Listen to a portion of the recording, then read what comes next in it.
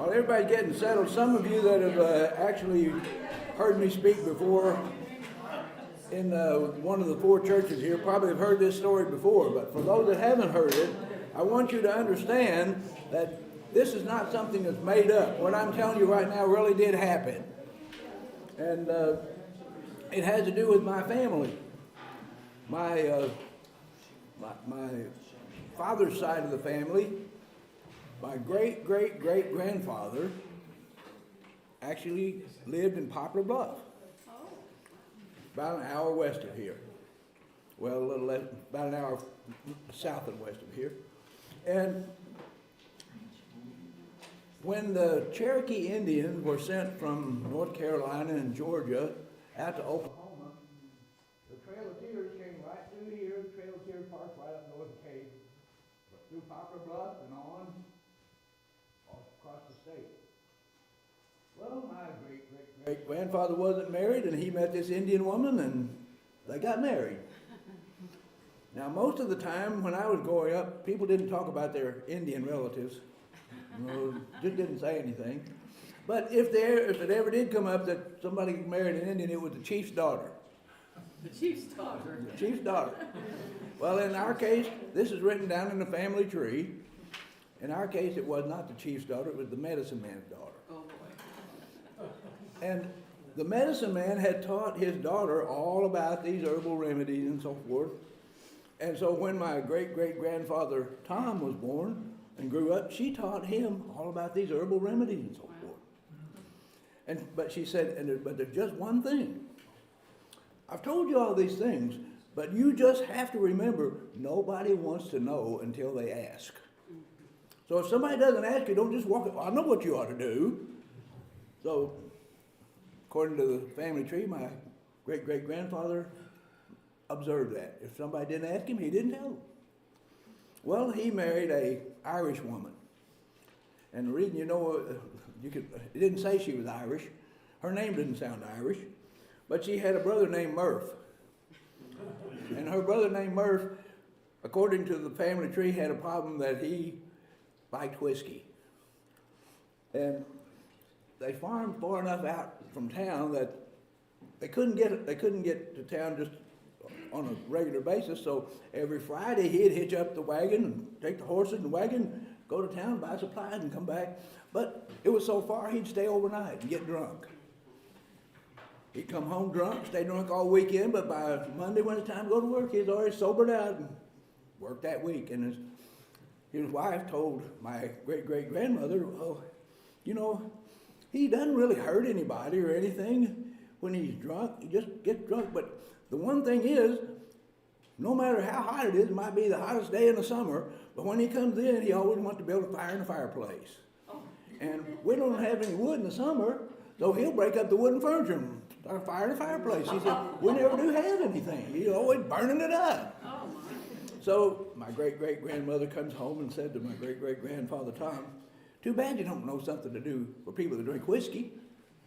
And he said, well, maybe I do. Nobody's ever asked. She said, well, if you know, I want to know. Well, maybe you do and maybe you don't. Well, why not? Because it's kill or cure. And she said, well, why don't you tell me? And I'll go tell my sister-in-law and see what she thinks.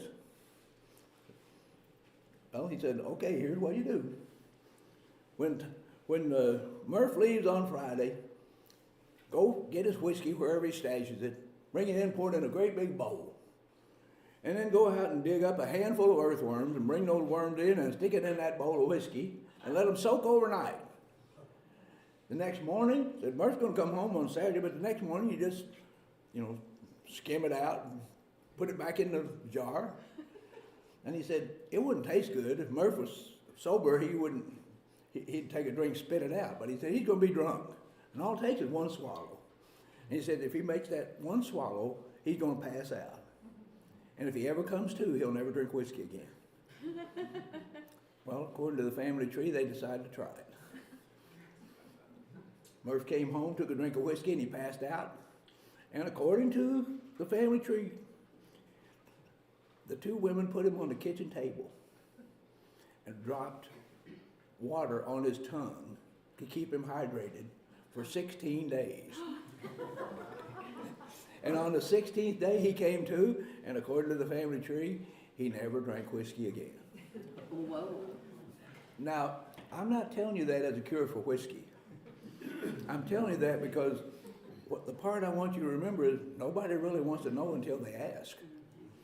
And so today I feel like you've come here and in a sense you're asking, okay, well, what about this scriptures and gardens and so forth? So I'm going to try to tell you as well as I can, but if I don't cover what you are wanting to know about, and I might know something about it, I'll be glad to talk to you about it, but remember, nobody wants to know till they ask. So I don't see any papers or questions up here from the first two, so I'm not complaining.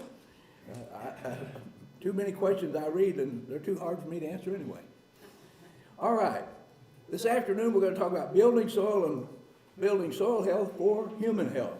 You know, there's a lot of people that still today think there's no connection between health of the soil, health of the plants, and health of people.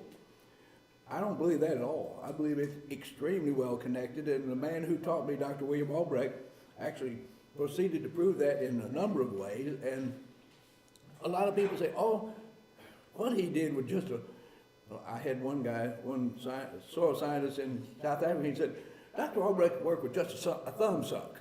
He said, it really didn't amount to that much. It wasn't real science. Well, what is real science? How does real science start? The first key to real science is observation. Take a look and see what happened, and let your mind show you what happened. And so many people today will read something in a book, and it's opposite of what they think, and they'll take what the book said. Well, they must know better than I do. Well, Dr. Albrecht used to always say one thing: study nature, not books. Study nature, not books. In other words, do you think he didn't read books? I bet he read more books than most of us in this room, if not everybody. He studied books. But what he meant by that was, if you go out and see something, and the book tells you different, what you going to believe? People say they don't, but too many people today believe what they read instead of what they see.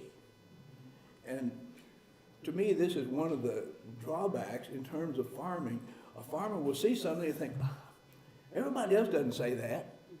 So maybe that's not really what it is. And it depends on what goal somebody has in terms of telling you what to do. Sometimes people are just trying to protect what they're selling you already, or what they've said as far as reputation.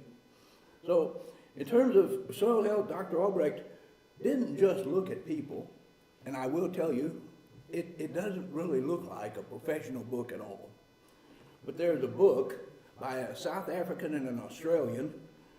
The South African's name is Schutte. It's spelled different than it sounds. Schutte, I believe is the proper spelling. Schutte and Myers. And Dr. Myers is from Australia. And the name of the book is Metabolic Aspects of Health. It's probably written, I don't know how many, in the 1930s or 40s. It's old enough, they didn't even print the book. It looks like they took mimeographs that had been underlined and just made copies of it and made a book out of it. It's sold by the Price Pottinger Institute. Still today, they still offer it. And that book, Metabolic Aspects of Health, talks about what's in the soil, or what is or what isn't in the soil. And when you have enough, what happens to the plants, what happens to the livestock, what happens to human health. And they'll show pictures of bones, they'll show this and that. And I don't know if Dr. Albrecht ever studied that or not. I never heard him mention it. But I would have clients one client in particular from Australia, and I'd tell him, did you get that from Metabolic Aspects of Health? And finally I said, I don't know that book, but it sounds like I need to find out about it. So Metabolic Aspects of Health talks about how the soil relates to plants, which relates to animals and people. And it has some extremely good guidelines in it, as long as when you look at it and you say, well, you know, I'm going to read what the words are. I'm not going to look at this and say, that doesn't even look professional, because it's underlined, all kinds of stuff. But when you start looking at that, and what Dr. Albrecht did was he would study, they'd take chickens or rabbits or pigs, and they'd put them on a diet where they put the nutrients on the soil and got the soil up to where it ought to be, and we're going to talk about that later. And then they'd take others and just feed the normal feed from how it was grown. And see what happened to the generations of animals over a 5-year period. And then they'd switch them. The ones that were getting the normal feed, well, they'd get the feed that had been grown on the best of the soils, and opposite, and the things would reverse. It's not a matter you can't know. It's a matter of how bad does somebody want to know. And what I'm saying about agriculture today is a lot of things that are being sold, if we learned the truth about it, they wouldn't be sold that way. I'm not against agriculture. I'm not against what we need to use. If it works, then let's use it. But in terms of soil health and human health, what are we? What are we? God made man of the dust of the ground. That's what we, now, did you notice? I'm going to turn over here. Read that again.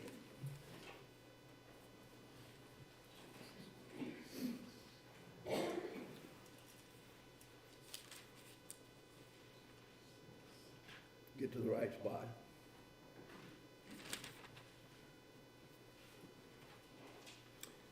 Genesis 2, verse 7.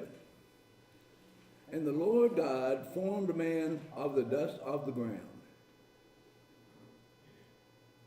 I don't know if you ever looked at that saying, but it says, not from the dust, but of the dust. What's the difference?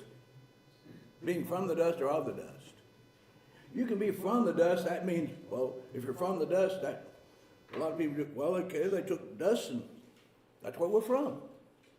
But it says, but it doesn't say from, it says of. When you're made of the dust, does that mean it took all of it? Or just some portion of it? What part did God use of the dust? And how can we know that?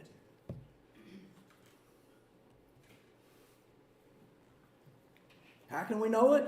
Because of how God does things. God does everything in a perfect way. What he does is going to be perfect. His works are perfect. And part of the dust that God used would be the perfect choice. Deuteronomy 13, verse 4.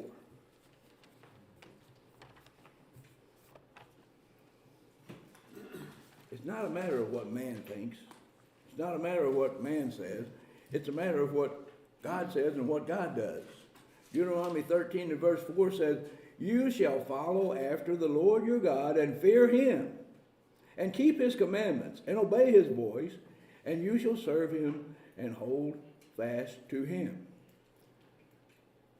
But I have put down Deuteronomy 13 verse 4, but that verse did not say what that verse didn't say what I was thinking it says. And right now, standing up here, it doesn't come to me about where that needs to be, but what that verse actually says, and I think I've got it again later on, maybe I put the number down wrong, but it says his works are perfect. Now somewhere in Deuteronomy that is said. It's 32. It should be 2? It's 32:4. That's what's on. Deuteronomy 32:4? Yes, sir. Instead of 13:4. All right. Don't know how I got that way, but at any rate, let's go to Deuteronomy 32:4. That's the one I was looking for, all right. Deuteronomy 32 verse 4 says, he is the rock. His work is perfect. God's work is perfect. Why did God use something of the dust? Why did God make us from the dust of the ground? Well, it was taken from the dust, but of that dust. Several reasons might come to mind to say that, well, why did God make us of dust? But there's something in the Bible that teaches us about God and that perhaps we should keep in mind. There it is on the next page. That one I hastily wrote down there for some reason, but that was later. Catch up where we are here. Yeah, back up a little more here.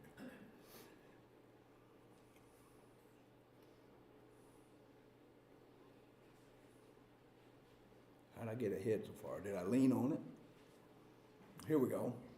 Deuteronomy 32, verse 4. What God does is perfect and upright, but could there be a perfect, upright reason for making us from the dust of the ground? Before we leave this scripture, 32:4, notice one thing. How does it begin? It says,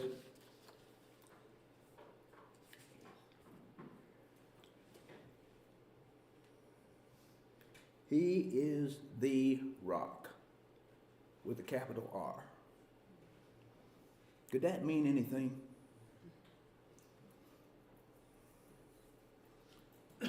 Before we leave this scripture, I want you to notice how that begins. He is the rock. This is stated first, and then his work is perfect. What did the word rock mean?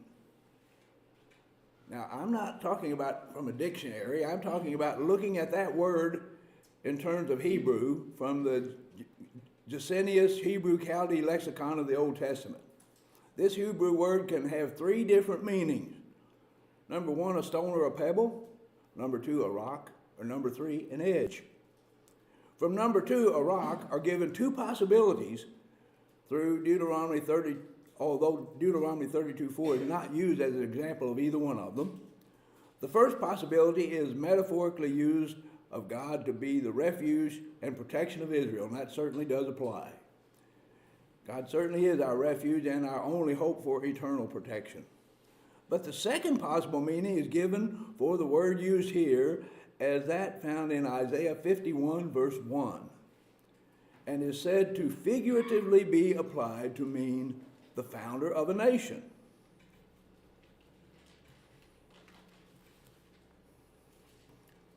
Let's turn and read Isaiah 51, verse 1.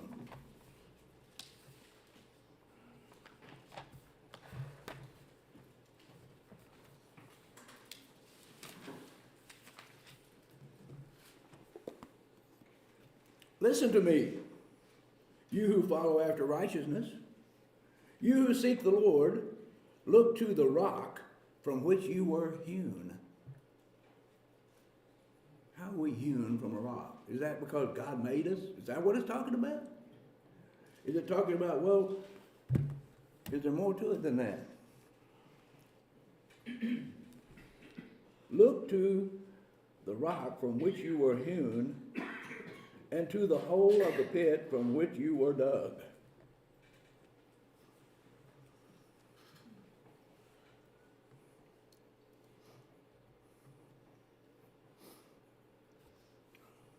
Who is the founder of all nations?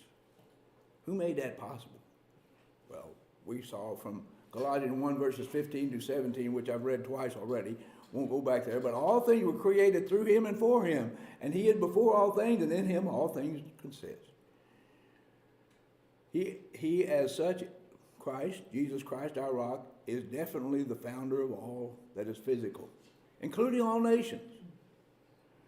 But then 1 Corinthians 10, verse 4 tells us all drank of the same spiritual drink, for they drank of that spiritual rock that followed them, and that rock was Christ. So we see that if we doubted, we can see here the real spiritual rock was Christ, the rock whose works are perfect. But now notice again what we see in Isaiah 51:1. Look to the rock from which you were hewn. Spiritually, we know Christ is our rock. But what about looking at rock in a physical sense? And we're all physical beings. Were we hewn from rock?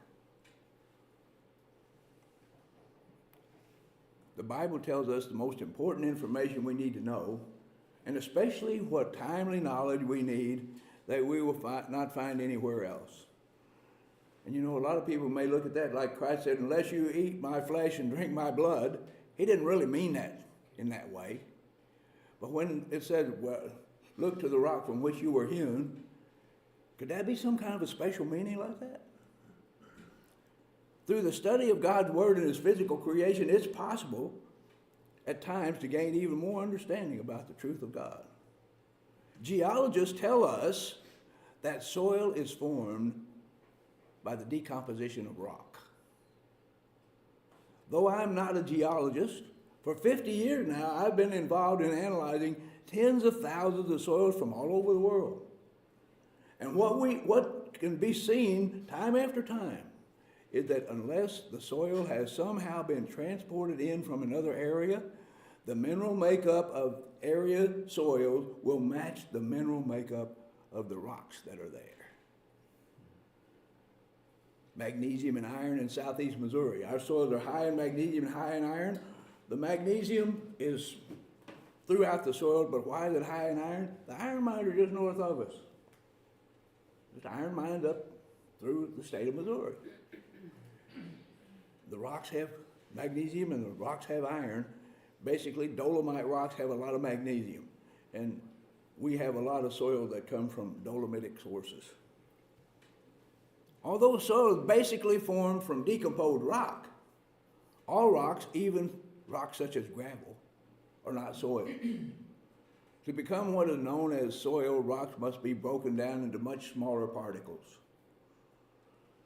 We talked about these just at the end of the other course: sand, silt, and clay. The sand was like a 747 jumbo jet, the silt was like a bald eagle, the clay was like a hummingbird. And though even these particles may look very small to us, there's a vast difference in size compared by silt and clay particles to the sand particle. Since we've already talked about the next paragraph, let's go down one more. None of these particles can attract and hold nutrients that provide fertility to a soil. Sand, silt, or clay, none of those attract and hold nutrients. To accomplish such a purpose, we need something even smaller than an ordinary clay particle. The smallest particle that makes up the soil of this earth. To be effective in supplying the needs of fertile soil, the clay must be crushed and ground down to its very smallest component, what's called a clay colloid. Only then is soil able to attract and hold nutrients plants need to achieve or to receive from that soil. In other words, in the Bible, in Hebrew, the Bible in Hebrew can also be used to refer to red or ruddy clay, talking about that dust. But the Bible, when speaking of how God made man, can correctly be translated as the dust of the ground. The dust of the ground is composed of those smallest clay particles, which are the first to blow away or wash away, the wind or the rain.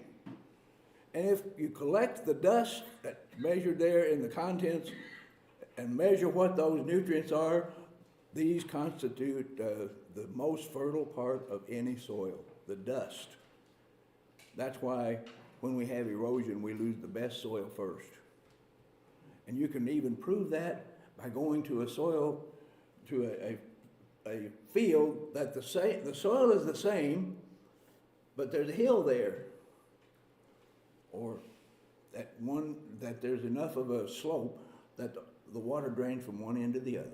In other words, water drains one way all the time. And what you'll find is, in those soils, the high end will always have the least fertility, and the low end will have better fertility. If there's a difference, it'll be that way, because when the way the water runs, it also moves those small clay colloids with it. And as it moves down the hill, some of those get deposited. What's up at the top will be the least fertile, what's at the bottom will be the most fertile, in terms of looking at soils and how they'll produce. Now, sometimes it's not enough difference to notice, but many times it is a difference. It may be a hidden hunger, not what we see otherwise.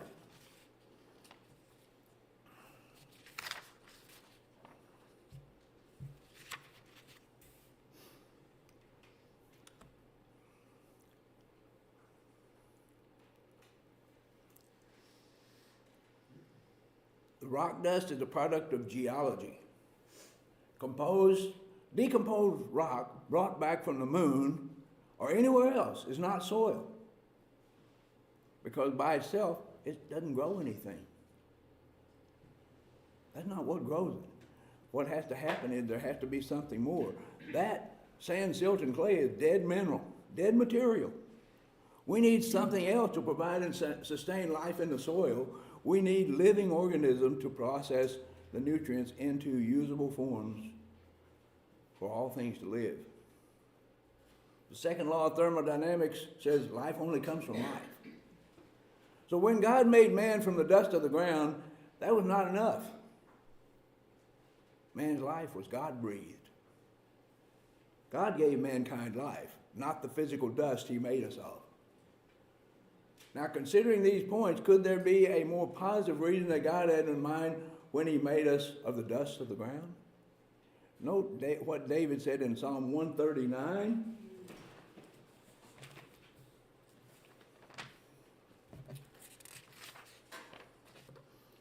Psalm 139 and verse 13.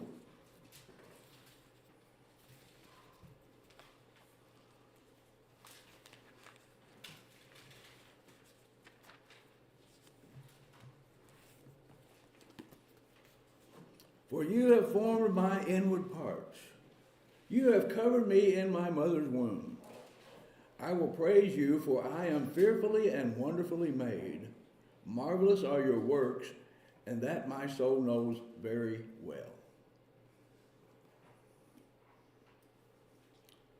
Verse 15.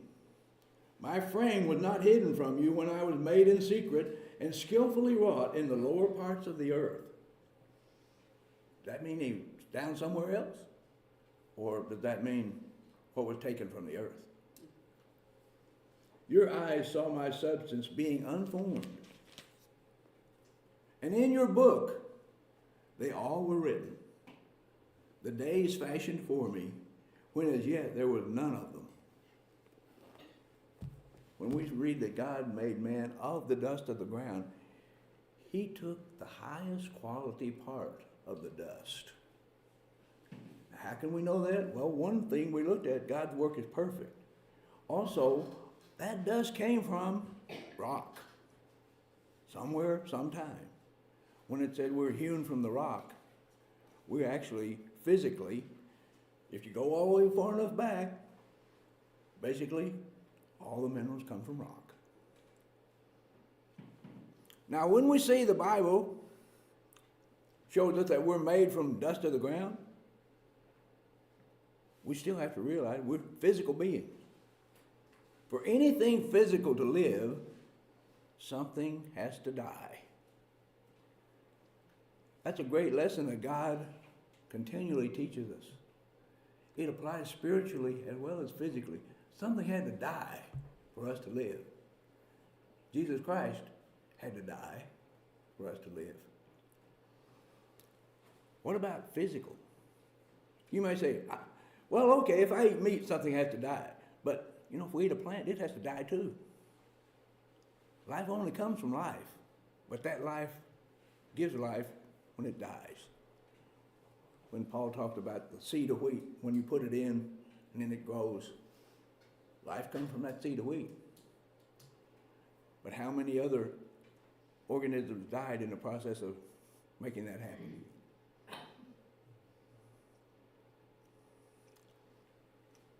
The end product of what is formed from the process of decomposition and death and destruction from something that was alive to support our needs, that end product that's formed is from the process, it forms the process in the soil that we call humus.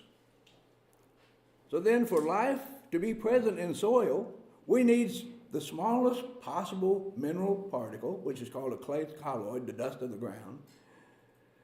We need that to be there, but we also need the smallest organic particle, which is called an organic colloid, that only come from total decomposition of living organisms. The humus, which is considered as the smallest organic colloid, made from the decomposition of all living things. To have fertile, productive soil, we need the smallest possible clay particle, the smallest possible organic particles. Why should this matter? Why should it matter from what we're talking about today? It gets back to a possible answer as to why God, whose works are perfect, made us from the dust of the ground. Could a closer understanding of what comes from the breakdown of rocks and decay of living organisms give us any indication for the reason God used dust to make us? What determines the mineral makeup of humus? The mineral makeup. Humus does not just happen automatically, no matter what the condition of the soil may be. There must be specific conditions to build true humus. But once humus is formed, what does it represent? Where did it come from?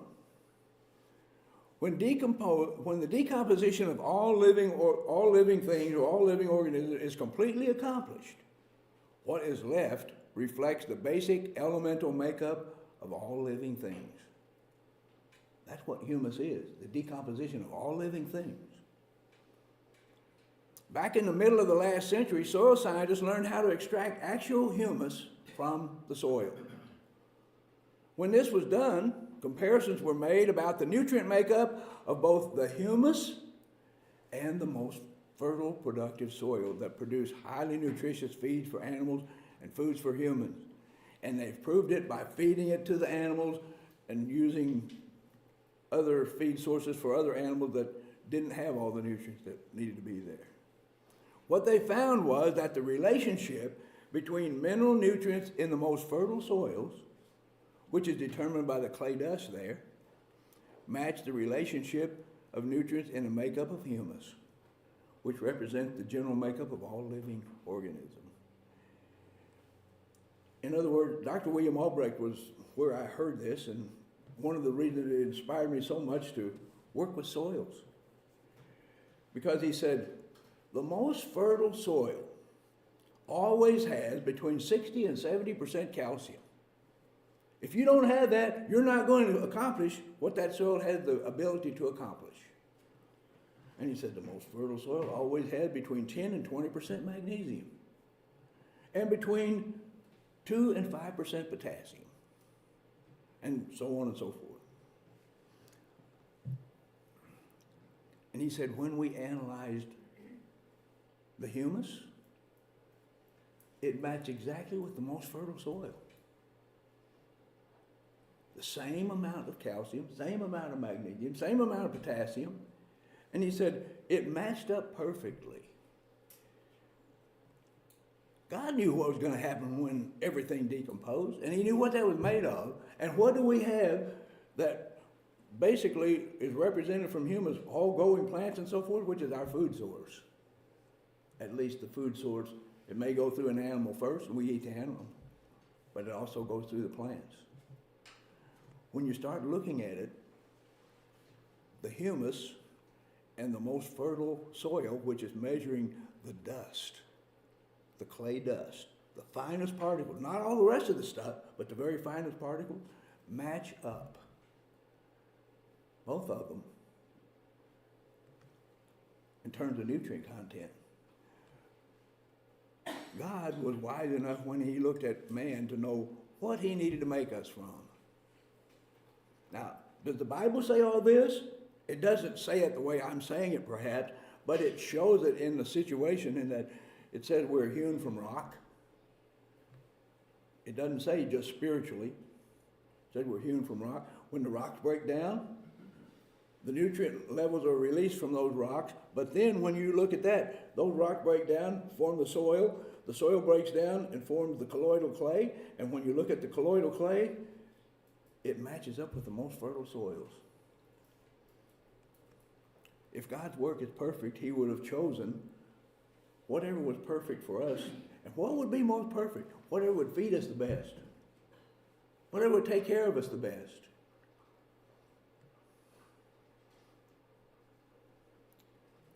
Could that be why God made us of the dust of the ground? Because that clay dust needs exactly what the most fertile, productive soil will provide to best sustain physical life, whether plant or animal or human life. Anyone, any form of life. Since God is a God of quality, a God whose works are perfect, saying we are made from the dust is not meant as a derogatory statement. As David says in Psalm 139, we are fearfully and wonderfully made. Food for thought. Most people are fed by the food industry, which pays little attention to health. and are treated by the health industry, which pays little attention to food.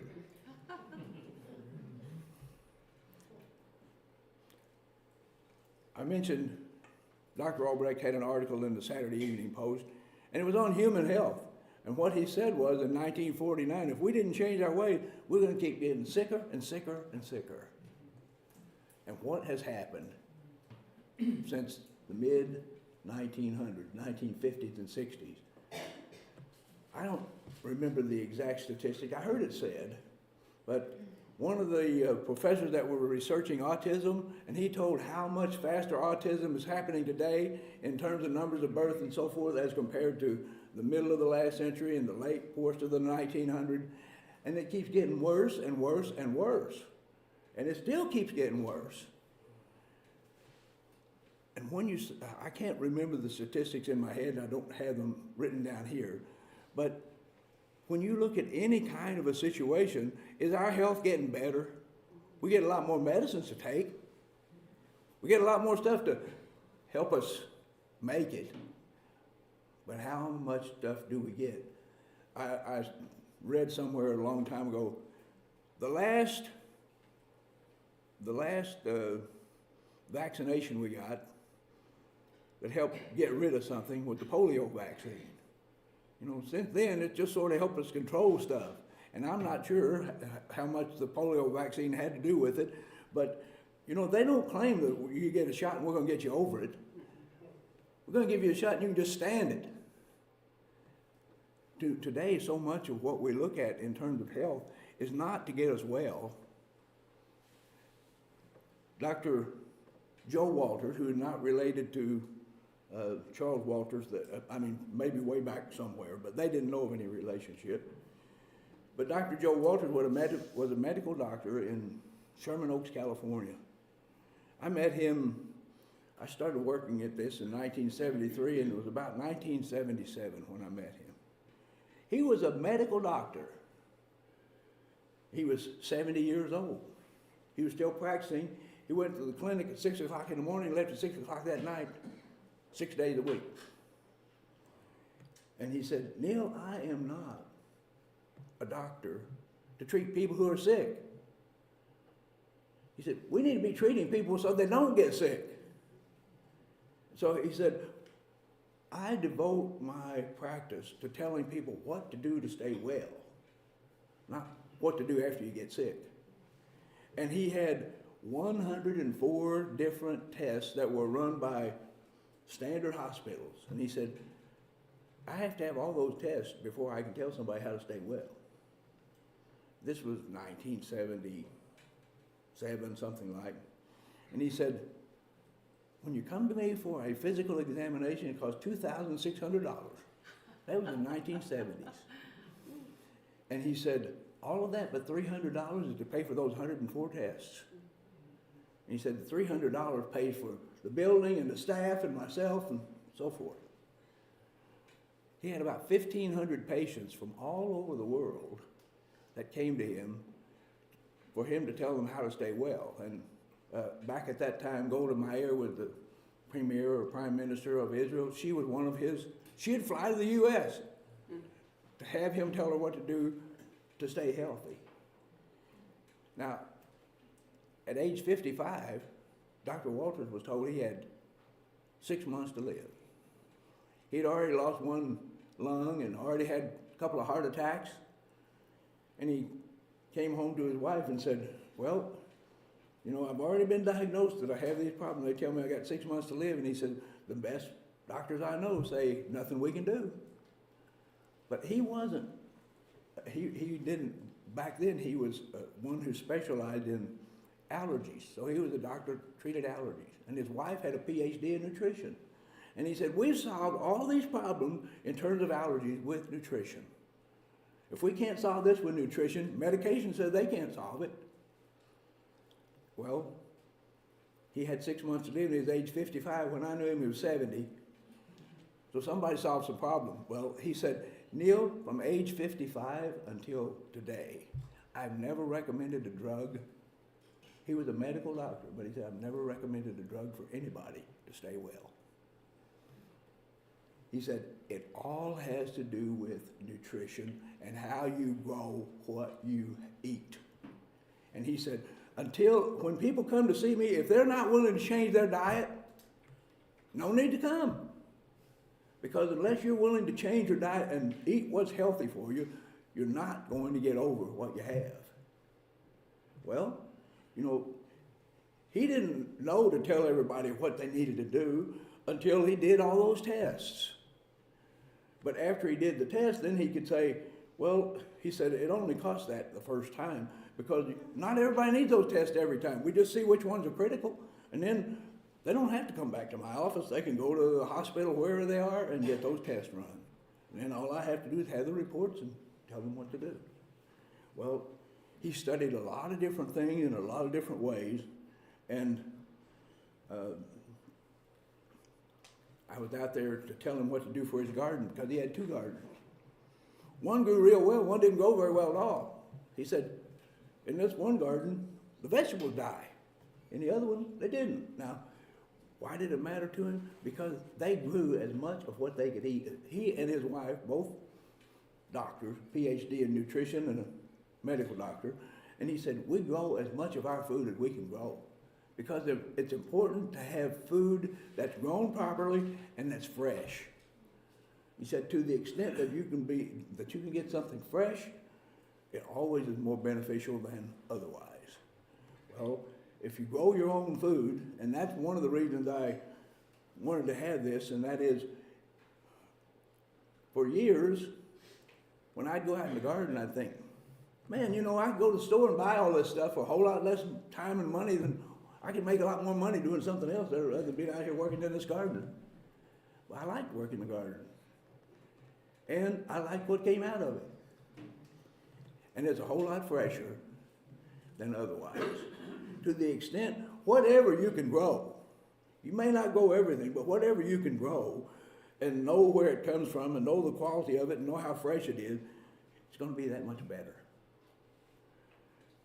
I remember years ago in a magazine, some of you probably remember, it's called the Plain Truth Magazine. In the Plain Truth Magazine, there was an article that was talking about nutrition. And it said, take the food while it's fresh and consume it while it's fresh. And the example was orange juice. And they said, take an orange, cut it in half, squeeze out the first one, put it in a glass, then squeeze out the next one, and the one you just squeeze out last, drink it. And then taste the one it did 10 minutes ago. And you can already taste the difference.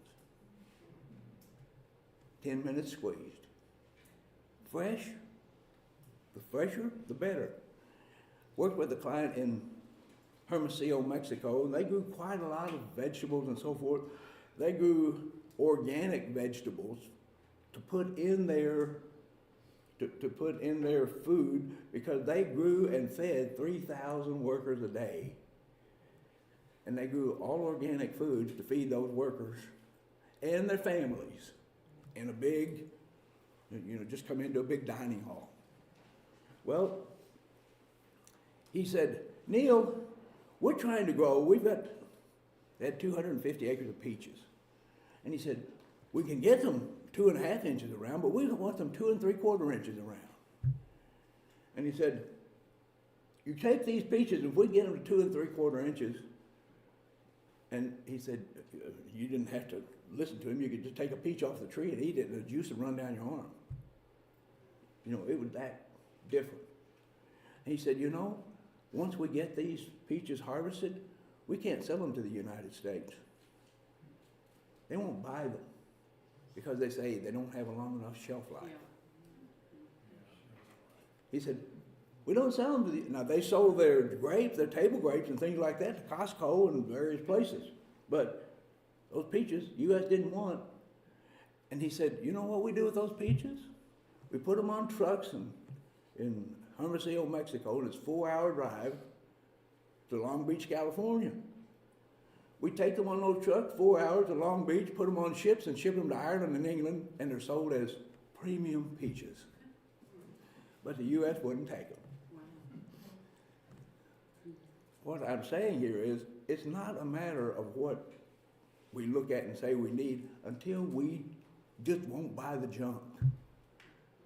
When it get to the point where we'll look and say, if you're not going to sell what's right, then don't talk to me. Years ago, when I first learned about the truth and started studying, didn't know anybody in the church, but I got literature and everything I got, I read. And there was one little newsletter or something that they sent out because I asked about some health thing. And in there it said, you know, if you have a fever, then take grapefruit peel and steep it in water, and it'll have the quinine come out of the peeling, and that'll help you with a fever or something like that. Back then, that might have been safe to do, but it's not now. If you don't get an organic grapefruit, it's not. And the reason being, there's a little disease that gets on grapefruit, and it's called melanose. It's just little black spots. Doesn't hurt a thing. But when the housewife sees those little black spots on that peeling of the grapefruit, she thinks there's something wrong with it. And they don't buy it. So what they do is they spray the grapefruit with arsenic acid. That's arsenic. You can't spray it on an orange because the peeling's too thin. The government won't let you spray it on an orange because the peeling's too thin. Now, you can spray it on a grapefruit, anything with a thick rind, you can spray it on because they say, well, it's got a thick peeling on it. But that arsenic's in that peeling. If you take that peeling and steep it today and then use that to break a fever, unless you know how it's grown, you know, arsenic is feared in just very small amounts. And you may think that's the only place we get arsenic. We have to get arsenic out of a lot of the rice that we consume. Consumers Report did an article, a few years ago, might have been 8 or 10. One of the places they found the largest contamination of arsenic in rice was southeast Missouri. The reason being that so much of the rice land was converted from cotton land to rice. And on cotton, there was a weed killer called MSMA. And there was a couple of others. All of them had arsenic in them. Enough arsenic, that arsenic would build up in the soil to the point that farmers would hire us and have us come and check their old cotton land to see, do we have a low enough arsenic level we can grow rice here? Because if it was high enough, it'd kill the rice. Well, if it was low enough, and most of the time it was low enough to grow the rice, but that arsenic still got in the rice, Consumer Reports could find the higher the arsenic, the more there was in the rice. Rice takes up quite a bit of arsenic. So another thing is, by spraying arsenic acid on the citrus in Florida, wherever, Florida being one of the places that I was working with citrus, once they get that arsenic in the soil, nobody knows how to get it out. Nobody knows how to get it out. So a lot of the things that are happening today might have been something that was done years ago, but nobody knows how to solve the problem. And we can see from the Bible we're made of dust, but we're physical beings. For anything physical to live, something has to die. We mentioned that. The death or destruction of something that was alive to supply our needs. The end product is formed from that process in the soil. That's formed from it is the humus. So then for life to be present in the soil, we need the smallest possible mineral particles, but we also need the smallest particles of organic particles, what we call the organic colloid. Why should this matter? Get right back to the possible answer as to why God, whose works are perfect, made us from the dust of the ground.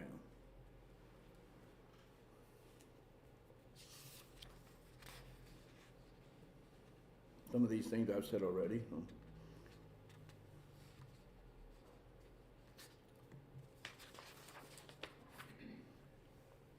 That Dr. Walters, when I went in and sat down, we did the soil test for his gardens, but then the test came back and it was going to be month or two before I got back out there. And I called and made an appointment with him, and he said, well, 30 minutes work? I said, I think I can explain a couple of gardens to you in 30 minutes.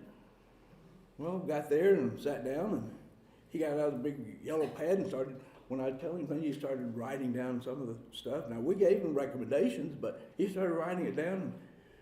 And when I got to calcium, and I said, now, you know, this garden is growing real well. Look at this. You got 68% calcium. That's considered ideal for a clay soil. But this one where the crops are dying, you got 85% calcium. That calcium is so high, it's tying up your other nutrients. That's why the plants are dying there. He said, Neil, what did you say about calcium? What was that percent? I said, 68% calcium. I said, between sand and clays, the heaviest clay needs to be 70, the lightest sand needs to be 60. So it's 60 to 70. He said, that's what you and I need to be healthy. Just right out of the blue. That's what you and I need to be healthy.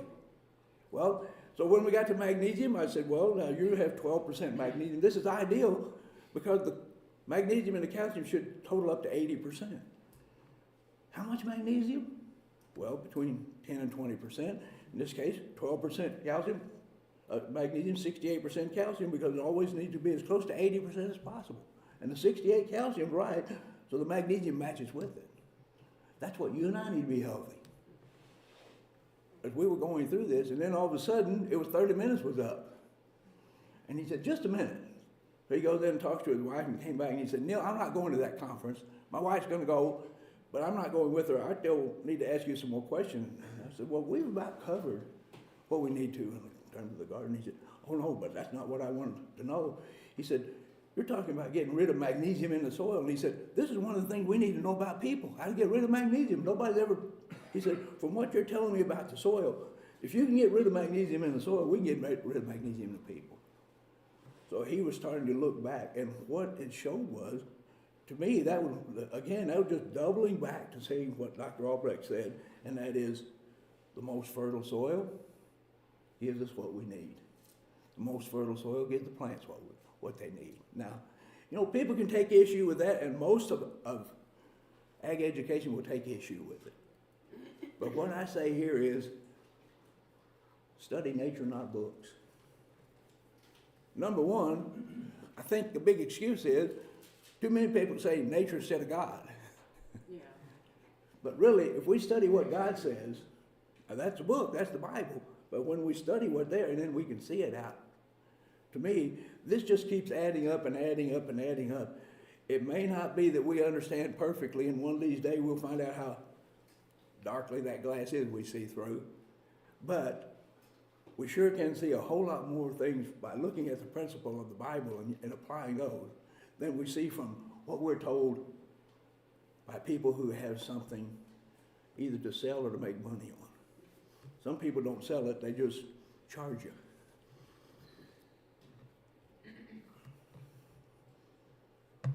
But what about the food we eat? What did Jesus Christ say? Mark chapter 7, verse 15.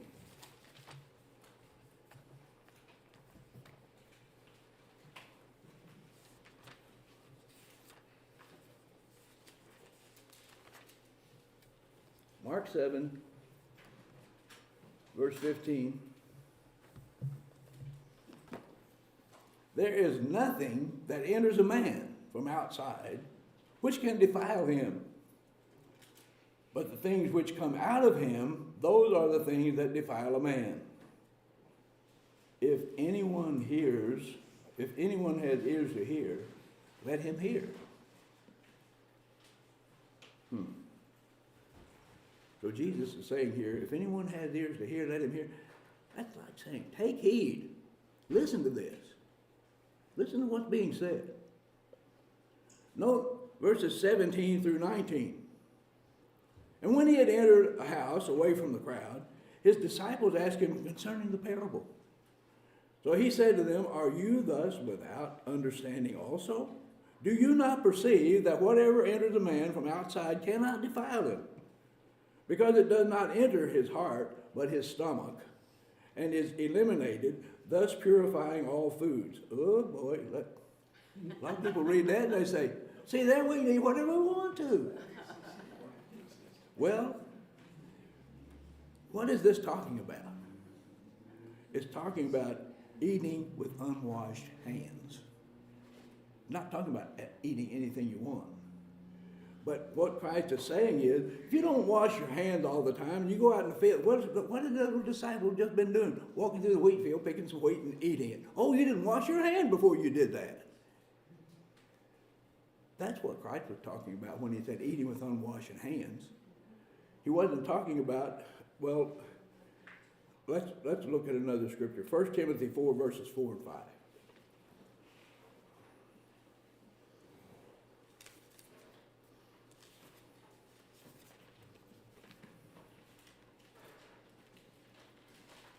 1 Timothy 4, verse 4.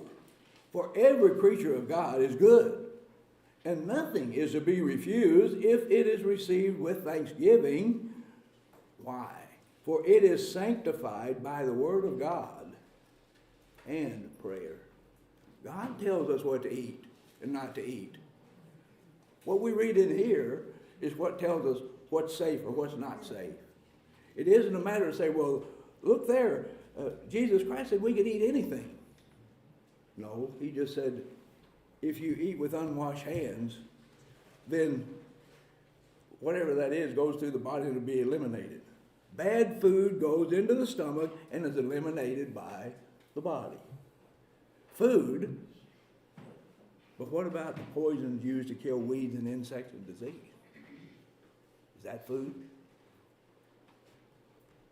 Washington State, the state of Washington, in that state, there was a group of scientists that did a study on grade school children. I can't remember if it was 4th or 5th grade children. But they decided, we're going to analyze the urine of the students and see how much poisons come through based on diet. They did the study, and of the whole group that they studied, there was only one little boy that there wasn't any poisons in his urine. So they went to the parents and said, well, what is it that your son doesn't have these poisons and so forth? It turns out they sent his food to school with him every day. And they wouldn't feed him anything except what they considered as safe foods grown without poison and so forth. Now, just because food is grown without poison does not mean we're going to get everything we need from it. A fellow that worked with us until he died, he and his wife only ate organic foods. When their son was conformed, they were only eating organically grown foods. When his son was born and they gave him food, he only got organically grown foods. When they took him to the first trip to the dentist, he had 14 cavities. His parents ate organic, he ate organic. Does organic mean you get everything you need? No, it does not. Organic just means, well, we're not using these commercial products and these poisons. Now, if they had analyzed them for these poisons, might be a different story.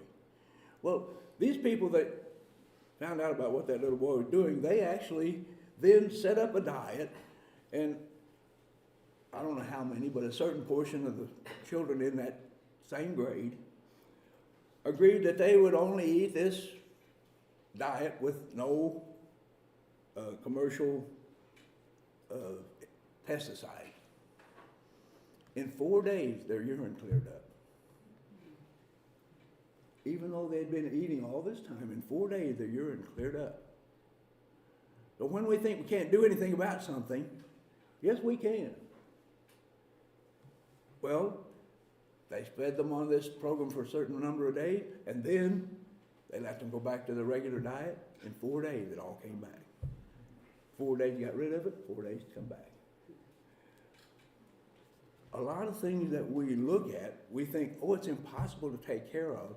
But do you think that got published anywhere? Very few places, except a few health places. I have it down at home, because now I can't even go on the interstate and find, on the internet and find it. I look a lot harder on the interstate than I can on the internet, I guess. But, you know, they didn't just do that study once, they did it twice. Came out with the same conclusion. All I'm saying is, there are things we can do, and there are things that can make a difference. How much difference? Who knows?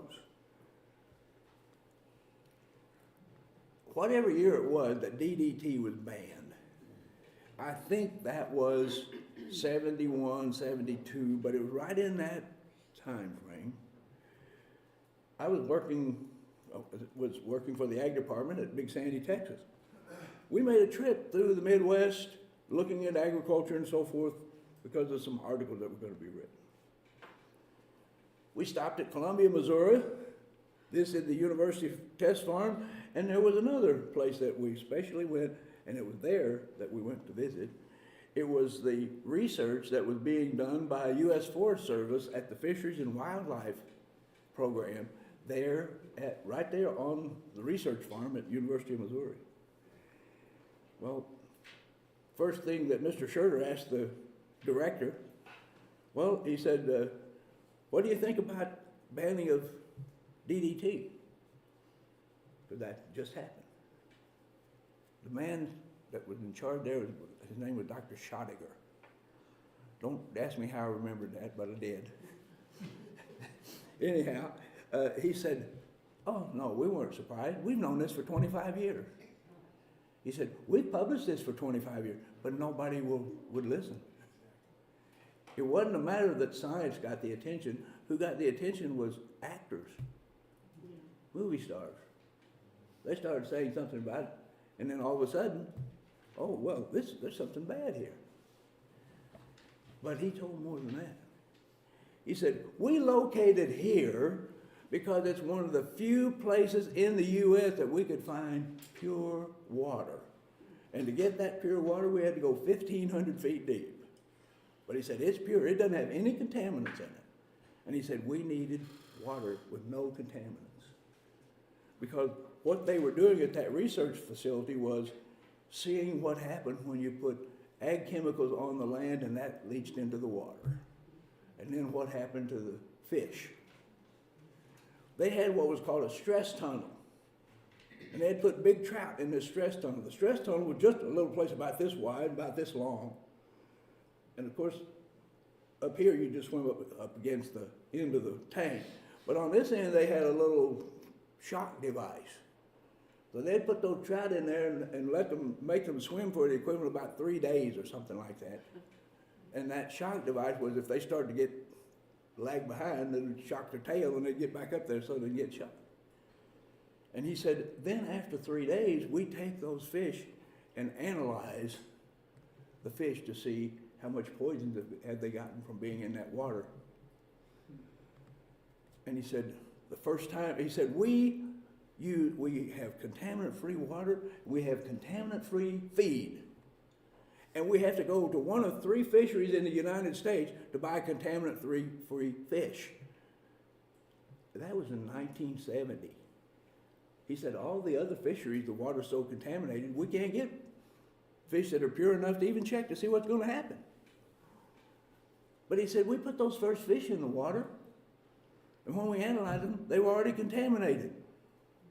We had pure water, we had pure feeds, we had fish that didn't have any problem with it, and still we got contamination. And he said, we started looking into it, and what it turned out to be was PCBs. PCBs were in the soft plastic that they used to transport the water in. Now, he said at that time, you think DDT is poison? He said PCBs are a lot more poisonous than DDT, and he said at that time they made a lot of plastic steering wheels. He said when you get in and put your hand on that plastic steering wheel and you feel that sticky stuff, that's more poisonous than DDT. That was the 1970s. Well, he said, we contacted Monsanto, and they wouldn't give us their formula. But he said, that didn't make any difference. We have the top physicists and the top researchers here, and we could work it backward. And he said, we worked backward to find out what the contaminants were. He said, we found out if we eliminated the flexible plastic and put hard plastic in, we didn't get that.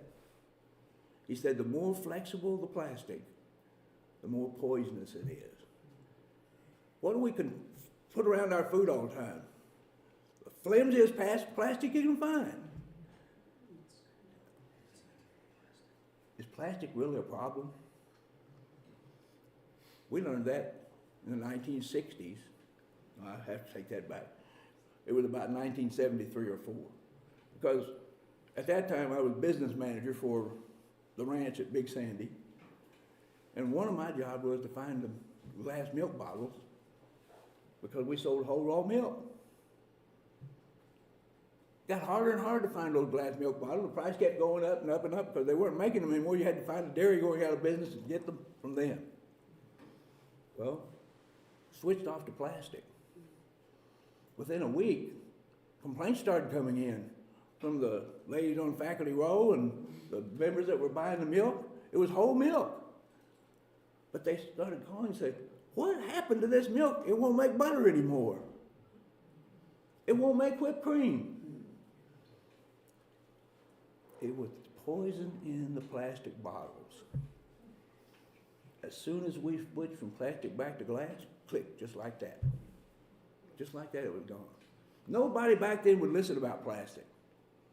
They didn't, oh no, it can't be.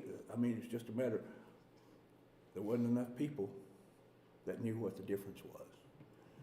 I remember coming to Cape Girardeau and putting on a little afternoon presentation when Mr. Earl Romer was here and mentioned that, and one of the deacons came up after and he said, you know, we just bought a new cooler so I could come and get fresh milk from one of the dairies up here at Cape. And he said, all of a sudden, it won't make butter and it won't whip cream anymore. Well, it was plastic lined on the inside.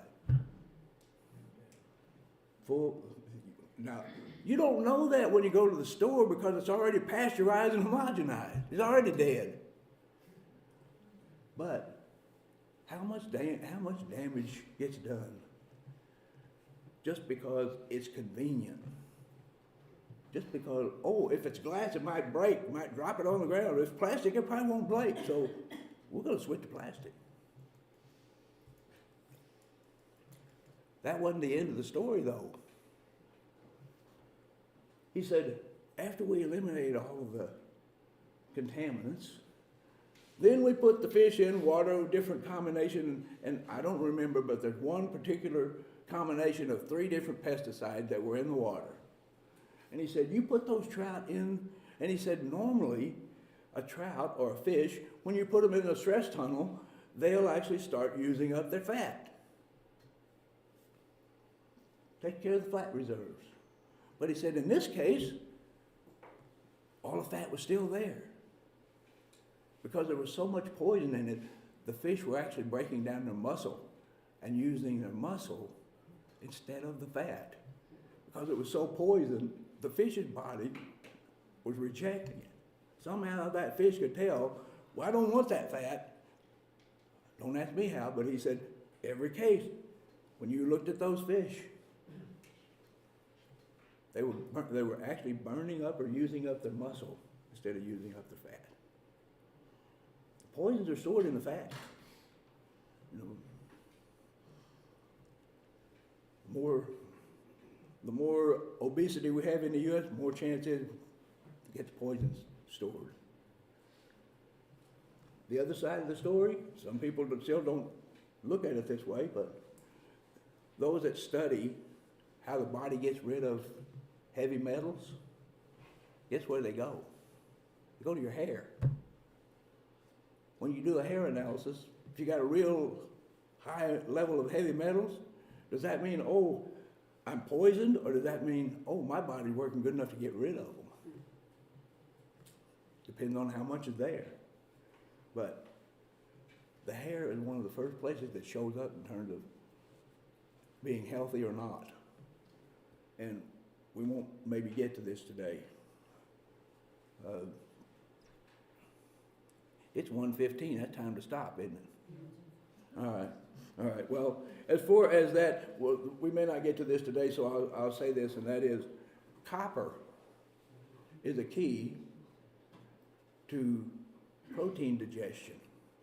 And if you have enough copper in your system, this holds true for livestock, and where it shows up the most is like in cattle or horses or something like that. When a cow or horse is not getting enough copper, they get wiry, rough hair coat, and sometimes if it's bad enough, the color will be off even. Black Angus has a sort of a rusty color to it or something. You correct the copper and get it just above 2 parts per million in the soil, and all of a sudden, that rough hair coat goes to real smooth and shiny, just as shiny as it can be. Because what happens is when you get enough copper in there, the copper is used to digest the protein, and the protein gets put in that hair, and that gives that hair that real shiny hair coat. And if you don't have enough copper, it won't happen. It won't happen in livestock, it won't happen wherever. Most soils in the world are deficient in copper. Most soils do not have 2 parts per million copper, which is 4 pounds to the acre. Many soils don't have that much. If you could turn loose all of it, it's got. There's not enough there just to take care of the deficiency. So in terms of looking at soils and how they work and so forth, quality matters, freshness matters. We talked about the orange and the grapefruit, but I'll just say buy food that can ruin and consume it before it does. At least what you grow or someone else you trust has grown has the best chance of freshness and good quality. Is it worth it? Don't have this anywhere else, so I'll mention it right now. Dr. Melvin Epp was a biochemist from Kansas. He actually worked for a clinic in Topeka, I believe. It was one of the places out there, but it had a staff of 50 doctors. And those doctors took the cases that all medical science said, there's no hope for you. And they'd take those cases and say, well, we'll try to help you. He was the nutritionist to study because he said, we got 50 doctors and they say, if we don't have the nutrition right, we don't have the best chance. So his job was to analyze all the different things that came in as far as food value. And one thing he told me, he said, if you look at tomatoes, it doesn't matter which one's the prettiest, which one's the biggest. He said, actually those little bitty tomatoes are the healthiest tomatoes you can eat. He said, they have the best nutrient content of any of the tomatoes. Well, you know, as far as that goes, I'm not an expert on that, but freshness matters, and what I'm going to say is, if you like tomatoes, it's not hard to grow a few of those little tomatoes in a flower pot or whatever, you know, it's not hard to do. Is it worth it? You have to decide for that. I decided when I was out working in the garden, I'm not going to get anything that's good if I try to buy it at a store. That's right. And so as a consequence, I'll just encourage you to do the same thing if you can. The higher the quality, the better it's going to be for us. Okay, let's have a break, and we'll come back and finish up.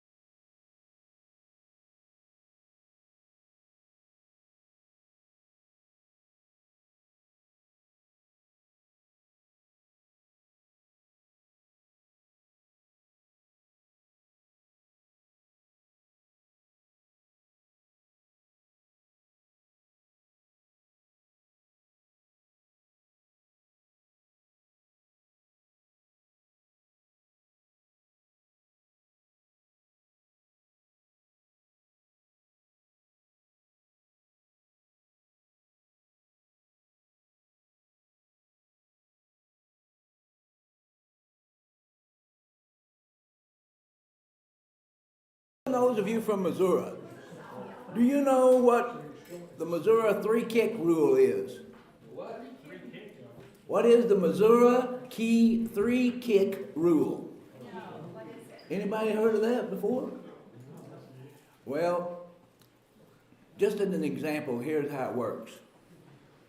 There was this really well-known, famous lawyer from Washington, D.C., and he brought one of his friends and came out to Missouri to go duck hunting.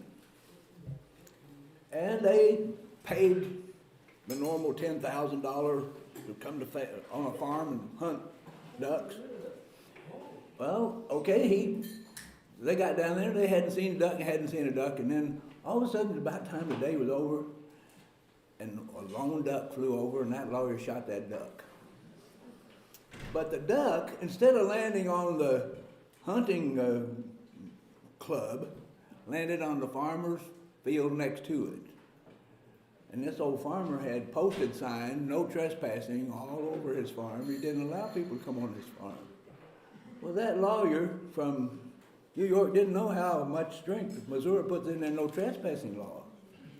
So he went over, climbed over the fence, gonna go get his duck. He said, I don't care if it is posted, I'm gonna go over and get my duck. So he climbs over the fence and back gets to where the duck is, and this old tractor comes around the corner, and here's an old farmer and his hired hand on that tractor. And he pulls up and he says, Mister, what are you doing on my land? This is posted, no trespassing. I know you saw the sign, there's one right there. He said, I know it's no trespassing, but he said, I shot a duck and I came over here to get it. If you give me any trouble, I'll sue you for everything you're worth. Farmer said, gonna sue me? He said, that's not the way we settle things here. He said, here in Missouri, we have what's called the 3-kick rule. You ever heard of that? No, I hadn't heard of that. He said, well, it goes like this. If a person has a disagreement with some other person, then what they say is, okay, one gets 3 kicks, then once he's finished, the other gets 3 kicks, and you just keep doing that until one of them gives up. And the old farmer said, and since it's my land, I get the first 3 kicks. The lawyer looked at him, looked at his partner, and he said, in his mind, this old guy, he's old, I think I can take care of him. So he said, well, what's the rule? Okay, he said, you got your friend here, he's your witness. I got my hired hand here, he's my witness. This is going to happen, and whoever gives up first, then that's how it works out. Again, since it's my land, I get the first 3 kicks. Lawyer agreed to it. Unexpectedly, that old farmer, first kick was right in the groin. He bends over, farmer turns around and kicked him again right in the backside, and he falls over right into his face, falls right into a pile of cow manure. Well, he got up, rubbed his face, and he looked at that farmer and he said, now it's my turn. And the farmer said, no, I give up, you can have the duck.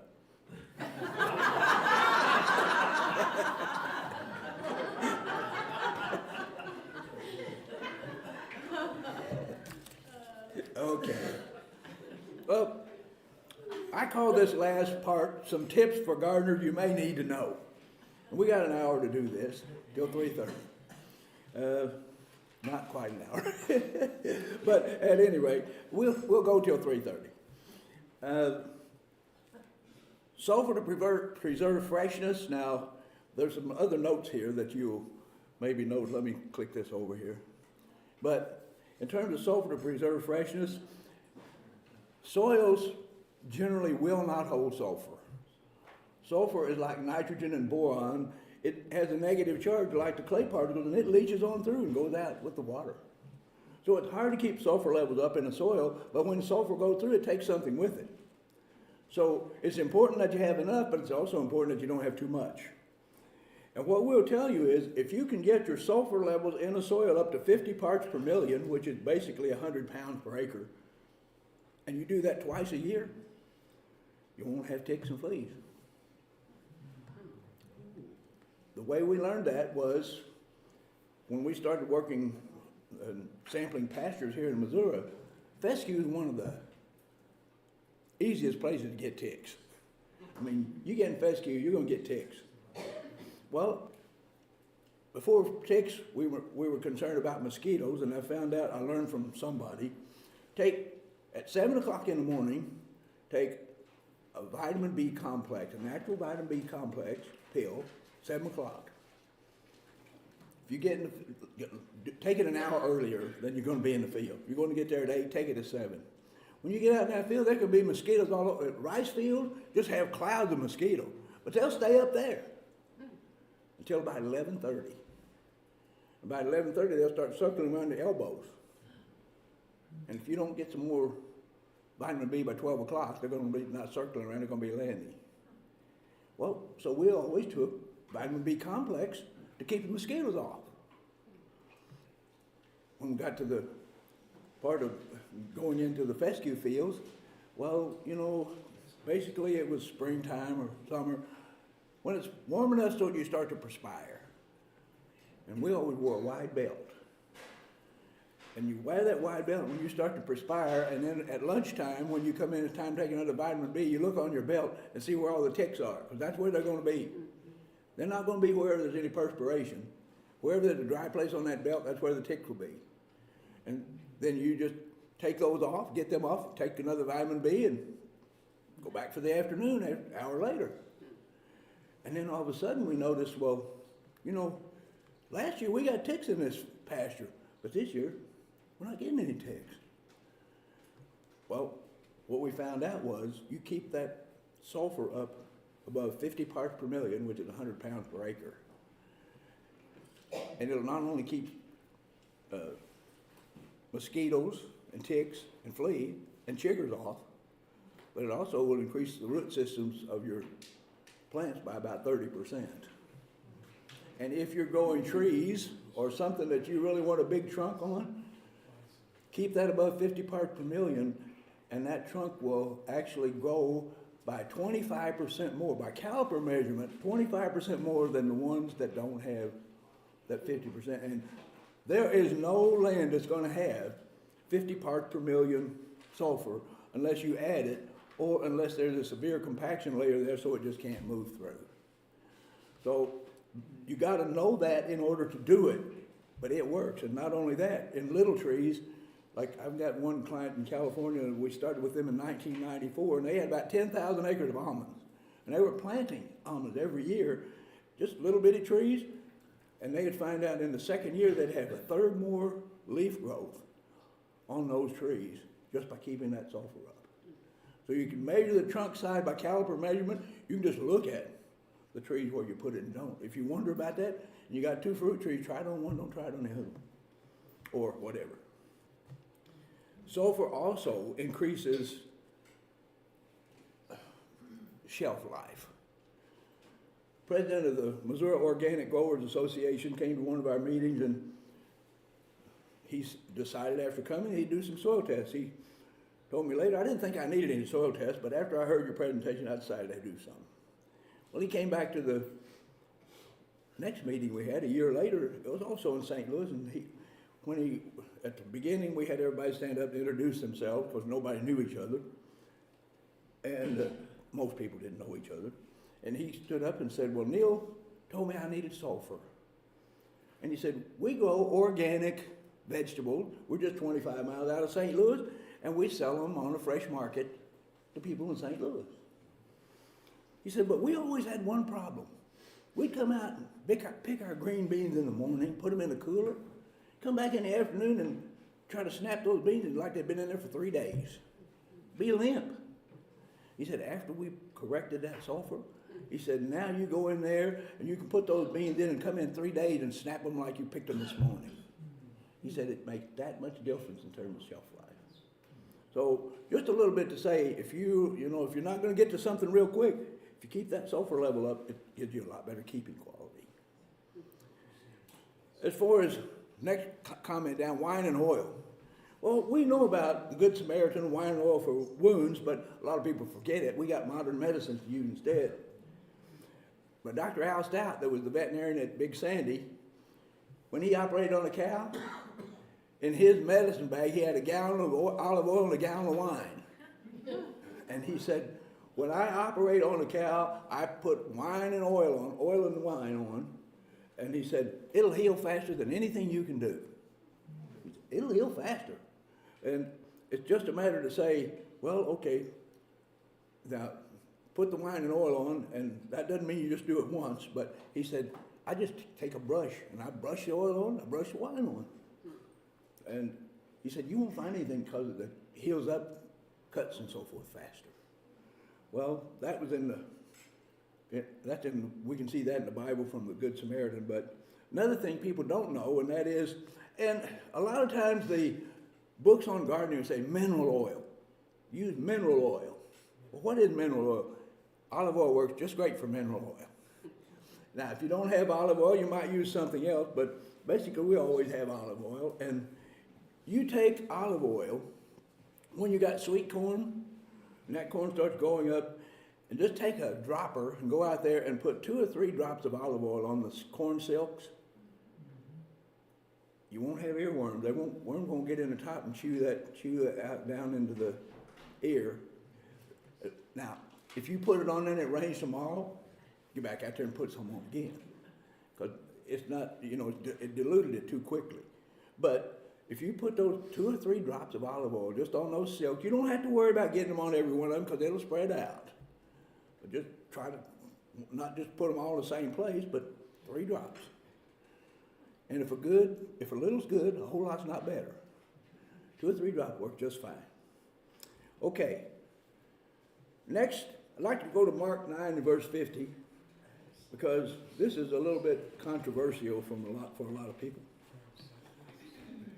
Mark chapter 9, verse 50. I want you to see what Jesus Christ said about something, and we let other people tell us that, and we think they know better than Jesus Christ did. Mark 9, verse 50. Look what he says, very first thing, salt is good. How many people, we can't eat salt. We can't eat salt. That's bad for your blood pressure. That's bad for your heart. Christ said salt is good. But if the salt loses its flavor, in other words, its saltiness, how will you season with it? It's not any good for seasoning anymore. And then he goes on to say something more. Well, as far as that goes, I want to focus on that. He said salt is good. Now, I got a little note here that says, let's go to it. Fire blight in apples and pears. Old timer in Texas. When I say an old timer, I didn't meet him directly. It was a man that I knew that knew him. And he said, if you get fire blight in your apple trees or your pear trees, back then, we knew what a 1-pound coffee can is. I don't know if everybody knows what a 1-pound coffee can is anymore or not, but you used to buy Folgers coffee or whatever, and it was in this big tin, and it was called a 1-pound coffee can, got a pound of coffee. And he'd say, just take that pound coffee can and fill it up with rock salt. If you've got a tree that has fire blight, get about half an inch to a foot out from the trunk of that tree and start sprinkling that salt and sprinkle it all the way out to the drip line. And he said, all you need to do is do it once, and it'll get rid of fire blight. Now, what does fire blight look like? Fire blight looks like something burned through it. It's just burned. It looks like the fruit on the tree or the leaves on the tree have been burned. I mean, it's black. It's a black color. Well, my dad bought a little farm in southern Illinois and moved over to it. Had pear trees on it. Every one of them had fire blight. I told him about that, and he tried it. Did it all one time. I was over there last year. Now, that was in 1968 when he bought this, and those trees were old then. And they had fire blight. They were such that the limbs were dying back on them. When he put that salt on them, they quit dying. And I went over there last year, and my parents have since died, and one of my brothers owns it, but he lives in New Mexico, so he doesn't see many of the pears on the trees or anything. But one of those pear trees is still right out by the garden. Doesn't have any fire blight to this day. And the best tasting pears you'll ever taste, they're not even grainy. I'm not saying the salt did that. All I'm saying is that if you have fire blight, that's an awful easy thing. It doesn't cost much. I'm talking about, when I say rock salt, that's the same salt you buy if you make your own ice cream. What you buy to put in the ice cream freezer. rock salt. 1 pound of rock salt sprinkled evenly out to the drip line, stay about a foot or so away from the trunk. Might not hurt if you're 6 inches on, but you don't have to be. How did salt get a bad reputation? There was a Surgeon General by the name of C. Edward Koop. He was the Surgeon General who said salt is bad. Nobody should be eating salt. Salt is bad for you. And he quoted scientific studies that showed feeding salt to rats, the rats that ate salt got really high blood pressure and they died in a certain period of time. And their blood pressure went up and stayed up. I gave a sermon in Cape Girardeau about that same time, not on salt, but on calcium. We're talking about calcium and how looking at the Bible, some of the things that were in there, and looking at soil and health and so forth. And Dr. Sandy Brenner, who was a member and still is out in the Carolinas, but she was in the home ec department at university and also was the nutritionist for the hospital, advised on diet. She came up afterward and said, you know, it's really something that you talk about calcium, because just the last month or so, this professor was here and he was talking about experiments with salt. And she said, first of all, he said, well, you know, there are these studies that have been done and it shows that the rats that consume salt, their blood pressure went up really high and so on and so forth, and they died. But he said, right after that, the experiments were terminated. And so I wanted to see, well, okay, well, how much longer did the rats live that didn't get the salt? And he said, in every study, they terminated the study when the rat that didn't get the salt died, which just a little bit later. But he said, that's not really the problem. The problem is not the salt. He said, what we found was it's natural in, now, a lot of people disagree with this, but Sir Robert McCarris, and I think Robert was his first name, it's David or Robert, but he was knighted by the Queen or the King of England back in the early 1900s for his research that he did using rats and nutrition. And what he said was, 1 year in a rat's life is the same as 25 years in a human's life. If you want to know what happened to a human, just feed that to a rat for a year. He was knighted for his work in that. But you know, people, oh, you can't go by what a rat does. For people, they use rats for everything else. Why can't we use rats to see about what happens in nutrition? Well, maybe it's the same reason here. They use rats to see what happened. But he said, what we find is in people, when you get to about 65 or 70 years old, your blood pressure just naturally goes up. But he said, then about, I don't know if it was 5 years, 8 years, 10 years, whatever, it goes back down again. And he said, that happens if you have good calcium levels. But he said, when they came in and fed that salt to those rats didn't have a good calcium diet. And that just exacerbates what looks like the salt's going to do. Well, do we all have a good calcium diet? Most people tell you tell whether you need calcium or not by what the pH of your soil is.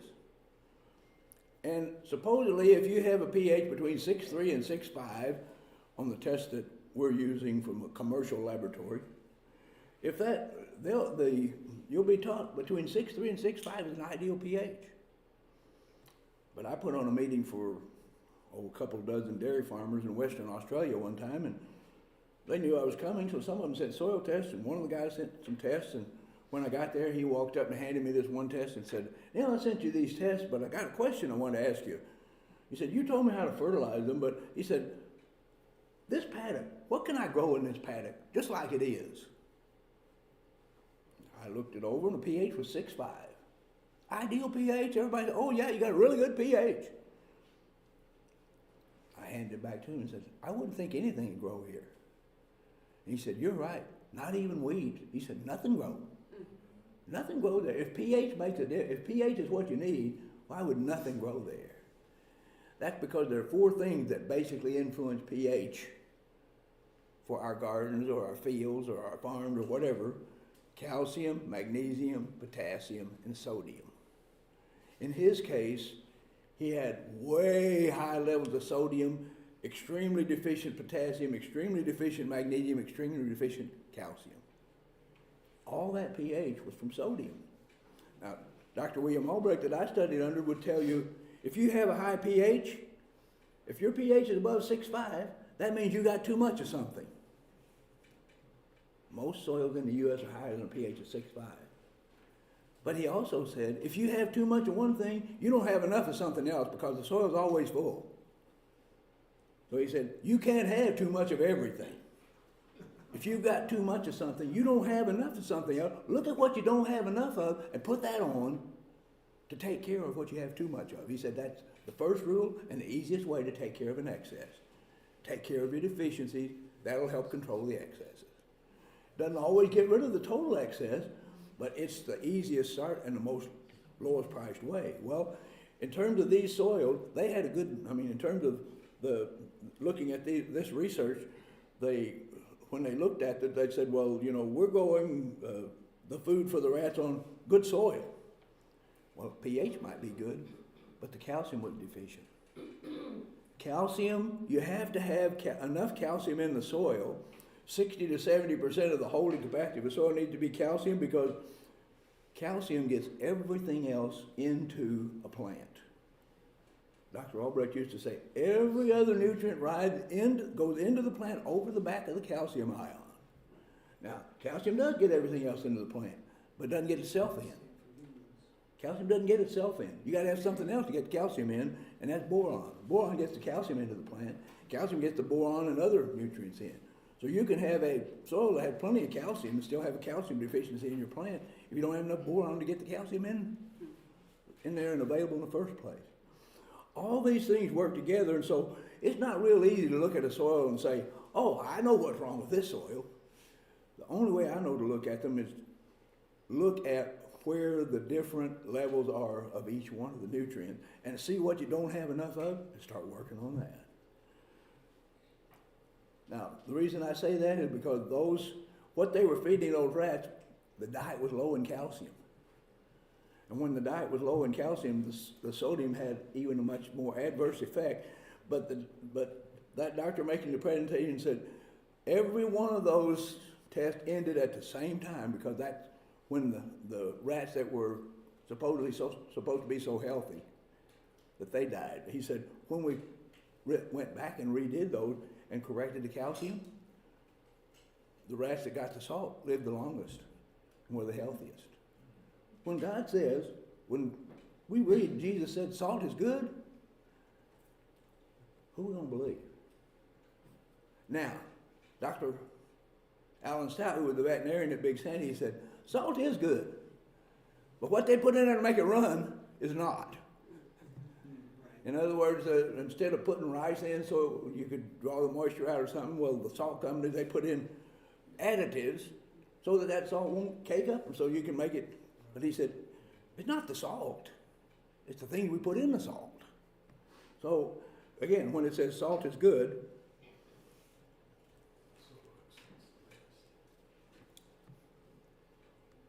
I want to go now to Luke 14, verse 35, which tells us the same thing, but there's a little bit more there as well. Luke 14, verse 35.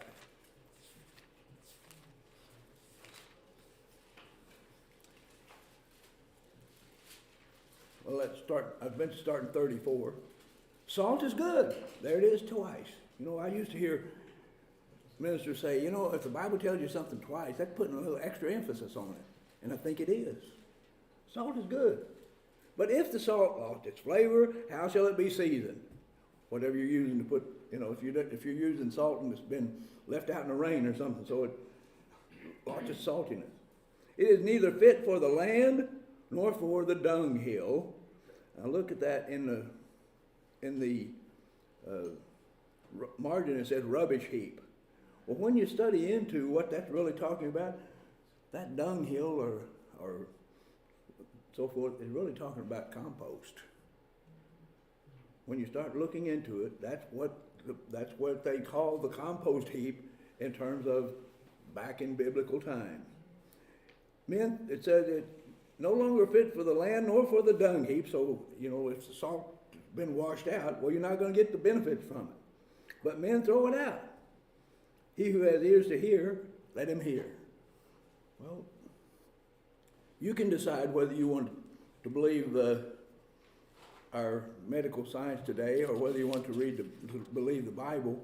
But as long as you can get pure salt, are we really causing a problem, or are we really helping ourselves? It's like everything else.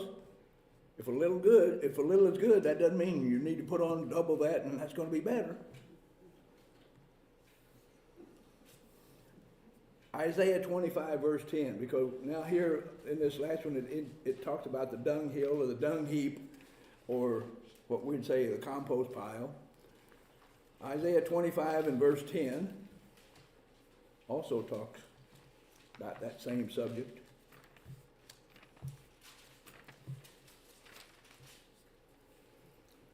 For on this mountain, the hand of the Lord will rest, and Moab shall be trampled down under him, as straw is trampled down for the refuse heap. Why do you trample straw down?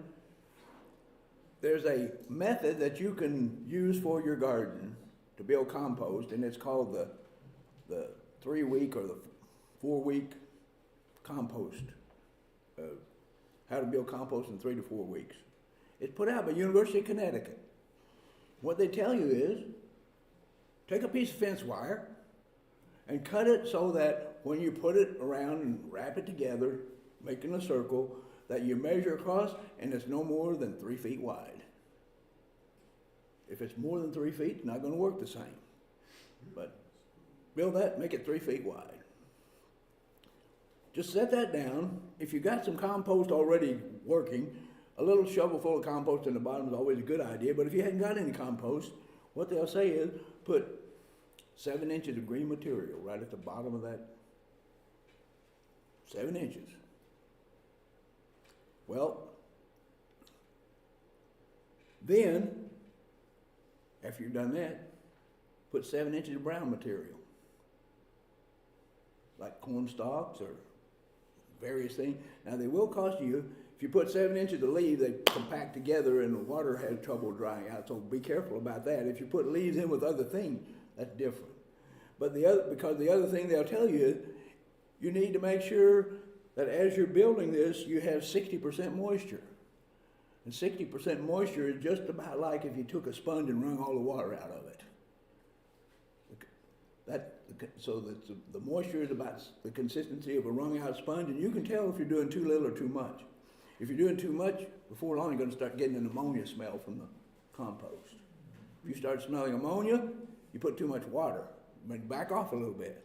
And you can experiment as far as this, because this works out in a month. So you got time to do it, or you can do another one while you're doing one. But then if it's too dry, then the compost won't break down as quickly. So we need that moisture there for the breakdown of the residue. Now, after that 7 inches of brown, put 2 inches of green, 7 inches of brown, 2 inches of green, 7 inches of brown. And if you got enough stuff, do that all at once. Put the water so that you keep it wet. Wait 7 days. Go back, pull the wire off and set it right over beside where you are. Take a pitchfork or something or other that you can pick all that up with and put it over in there and try to mix what's on the outside into the inside and what's on the inside to the outside. Because what's going to be in the inside is generally better broken down, what's on the outside not, exposed more to the air. Make sure you have enough water again. If you're not all the way up to the top, put another 2 inches of green, another 7 inches of brown. That's the ratio after you start. And then, after a week, do it again. And they say, unless you have big sticks or something like that, within that 3-week period, you should be able to look at that and can't tell what it came from. Breaks down that quickly. That's a quick way to make some compost that you can put on your garden, as long as you got enough green and brown. Green is grass clippings or anything like that. Brown is stalks or whatever, anything that's a brown color, because the green actually feeds the bacteria and the brown actually feeds the fungus. So you're feeding the fungus and the bacteria at the same time in terms of that compost pile. So in Isaiah 25 verse 10, when we read there, Moab shall be trampled down under him as straw is trampled down for a refuse heap. In other words, if you're going to use straw in there, you put it in, and it doesn't get in there and pack it, but if you trample it down and get it mixed up and so forth, it's better than just piling in there loose, because there'll be too much aeration. Okay. Now I've got here a heading, Mixed Up Science. And I'm going to read this because I won't say it the same way. This is not from me. This is from a fellow I really respect. He's back in Pennsylvania, and he's worked to help farmers grow natural crops and so forth for a long, long time. But he went to a meeting, and here's what he said. It was about manure and compost. A watershed moment for me was when I heard of one of our nation's most prominent consumer advocates say that farmers who raise livestock should not also be growing produce for human consumption. If you grow livestock, you shouldn't be growing human. This is what a consumer advocate was saying to everybody in terms of looking at using compost and manure. Why? For fear of having manure and vegetables in close proximity to each other. If you remember, I mentioned Ernest Hallblad, who was an organic grower. Dr. Albrecht worked with him. I didn't know it at the time, but later learned that. But Dr. Albrecht gave him some advice, and he would always use it. And he would always say, when you apply manure to your garden, wait at least 12 months before you grow anything there that you want to eat for food. Wait at least 12 months. And his reasoning was, look and see what happens when you put fresh manure on and don't give it 12 months to mellow. And his chief example was spinach. And he'd say, if you use chicken manure and put it on your garden, and it's been less than 12 months, when you go out and grow spinach there, you might grow it on heavy clay soil, but when you eat that spinach, you'll wonder, where'd that sand come from? Because it tastes, gritty. Like maybe some sand got into your spinach. He said, that's not sand. That's albumin from the chicken manure. He said, it takes it right up into the leaf. And he said, after 12 months, that doesn't happen. The life in the soil has to have time to break that down. So people can get all kinds of ideas to say, oh, we shouldn't do this or we shouldn't do that. But one thing that Dr. Albrecht would always, he said, if it's compost, use all these greens and browns and so forth. That wasn't the same thing. And we'll have organic growers that we do hundreds of analysis of compost and manures. And there are a lot of organic growers that will send us, quote, compost, and it's not compost, it's a manure. And the way you tell is what the carbon to nitrogen ratio is. If it's less than 10 to 1, it's manure. If it's higher than 10 to 1, between 10 and 20 to 1, that's a good compost. That's one of the things you use to evaluate it. But then he goes on to say, this idea was not nearly as appalling to me as the depth of conviction exhibited by the person expressing it. At that point, I finally understood we were really up against a belief system in this situation that flies in the face of nature's intention. This belief system is often mistaken for or even disguised as science, which it most certainly is not. All scientific endeavor begins with certain assumptions about the way things work. And those assumptions greatly influence the expectations a scientist may have in conducting research.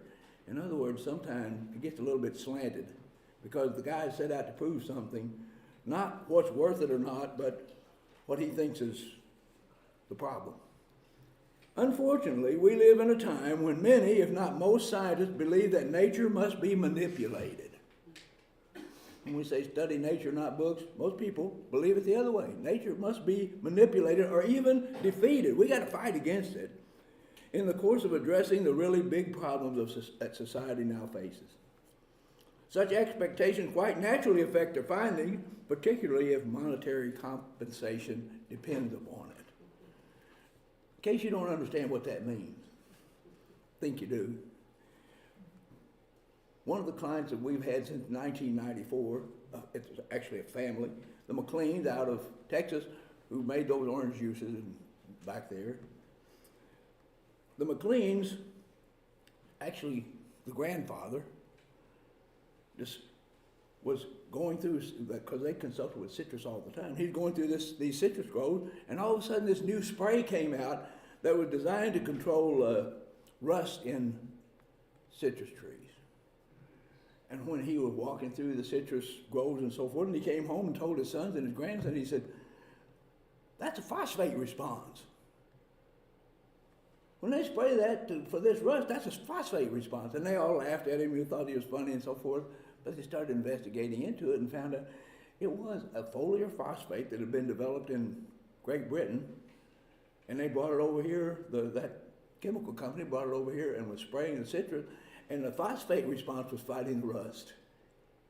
But they were putting poison in it. And they were selling it that the poison was fighting the rust. Well, whenever the grandfather found out about that, he went over to England and he proceeded to buy the rights for that product to use as foliar on land east of the Mississippi River. So from Mississippi River to the East Coast, he bought the rights to sell it. Came back to sell it, and the chemical company filed suit against him and said, "You can't say that. You can't say that's a phosphate." They got taken to court. The court ruled against them. They said, "You got to wait till that patent runs out before you can say anything." So they waited till the patent ran out. Then they made the claim about phosphate and had university research to back it up. Had plenty of time to get it done. But then they said all of a sudden, the state authorities started saying, "We're not sure that's a phosphate response." The USD said, "We're not sure that's a phosphate response." And he said, basically, everybody except the researcher that was doing it said, "We're not sure that's a phosphate response." But he said, the researcher said, "That's definitely a phosphate response." Everybody could see it. But they got taken to court again. So they couldn't sell this as a phosphate source. Expert witnesses were called in from all over the place. And in the end, this little company won the case against the big chemical companies. They actually won it in court. And one of the professors that was hired by the chemical company to come and testify against them called and said, "That was the best presented court case I've ever seen. That was so professional and everything that you presented and so forth." And he said, "If you ever need any research done, we'd like to do this, be working with research with you." And he said, "Well, we just happen to need some research done on cotton, so we worked out to have him do the research." He said, "I visited with him several times." He said, "Finally, one morning at breakfast, I just thought to myself, I think I know this man well enough to ask this question." He said, "I looked him straight in the eye and I said, 'Dr. So-and-so, when you came in and testified and said what you said about this product, and put your hand on the Bible and swore to tell the whole truth, you had to know you were lying." And he said, he's telling me this, Benny McLean telling me this himself. He said, he looked at me and said, "Yes, I was lying. And every other doctor that testified knew they were lying too." He said, every one of them were lying. And he said, "You know why? Because our boss called us in." He said, "My boss called me in and he said, 'This company,'" I could name the company, but he said, "'This company needs someone to come and testify in court. And here's what you say.'" Handed him a sheet of paper. "This is what you say. And oh, by the way, if we don't send someone to testify, they're going to cut out our grant that they give to us. And when they cut out the grant, we're going to have to lay somebody off and it'll be you." And he said, when you get laid off because you won't go and testify, do you think you're going to get a job at any other university? They're not going to hire you. And he said, on the other hand, you can't go get a job to make nearly the money we're making now. And he said, I got a wife and 4 kids. He said, when I got up there, I was lying, and I knew I was lying. And he said, every one of the others knew they were lying too. Because of this thing right here. Expectations quite naturally affect their finding, particularly if monetary compensation depends on it. Where would he go to be able to do the same? He was put in a position, if he didn't lie, his whole family was going to pay for it. I'm not saying that's a good reason to lie, but that is the pressure that gets put on industry. When the money gets put in by the companies, oh, and by the way, the University of Florida that was doing the research, they said, the McLeans were telling me, well, the amount of money we spent was just a small amount. When they asked for they had a dinner honoring everybody, and he said, when they asked for us to stand, for the people that made the lowest contribution to stand up, that was us and a few other people. He said they kept on and on. They got up to 100,000. Some people stood up. 250,000. Some people stood up. 500,000. Still a couple people stood up. There was only one person that hadn't stood up yet. And he said, finally, the head of the ag school said, and there's one more company here that we haven't mentioned yet. They donated $1 million that we can use any way we want to use. And it was the company that got them to say, that's not phosphate. Give you $1 million, you can just use it any way you want to. Now, so, you know, I'll just use one other example. And that is, one of our clients here in southeast Missouri, his son came home to farm with him, and he got a degree in ag engineering from the University of Missouri. And he said, he was telling me one day, he said, when I went up there, they found out I could farm. And he said, when they found out I was a farmer, they said, we need somebody to run the harvesting, little harvest machine for our randomized replicated test plots. Would you be interested in doing that? And he said, I took the job because I needed some extra cash. He said, my first job was to go out and harvest the soybeans. He said, I harvested soybeans, kept meticulous records because we were supposed to tell what kind of yield it was. And he said, I harvested those plots that day, and one of those soybeans stood out so much from all the rest. It was a brand new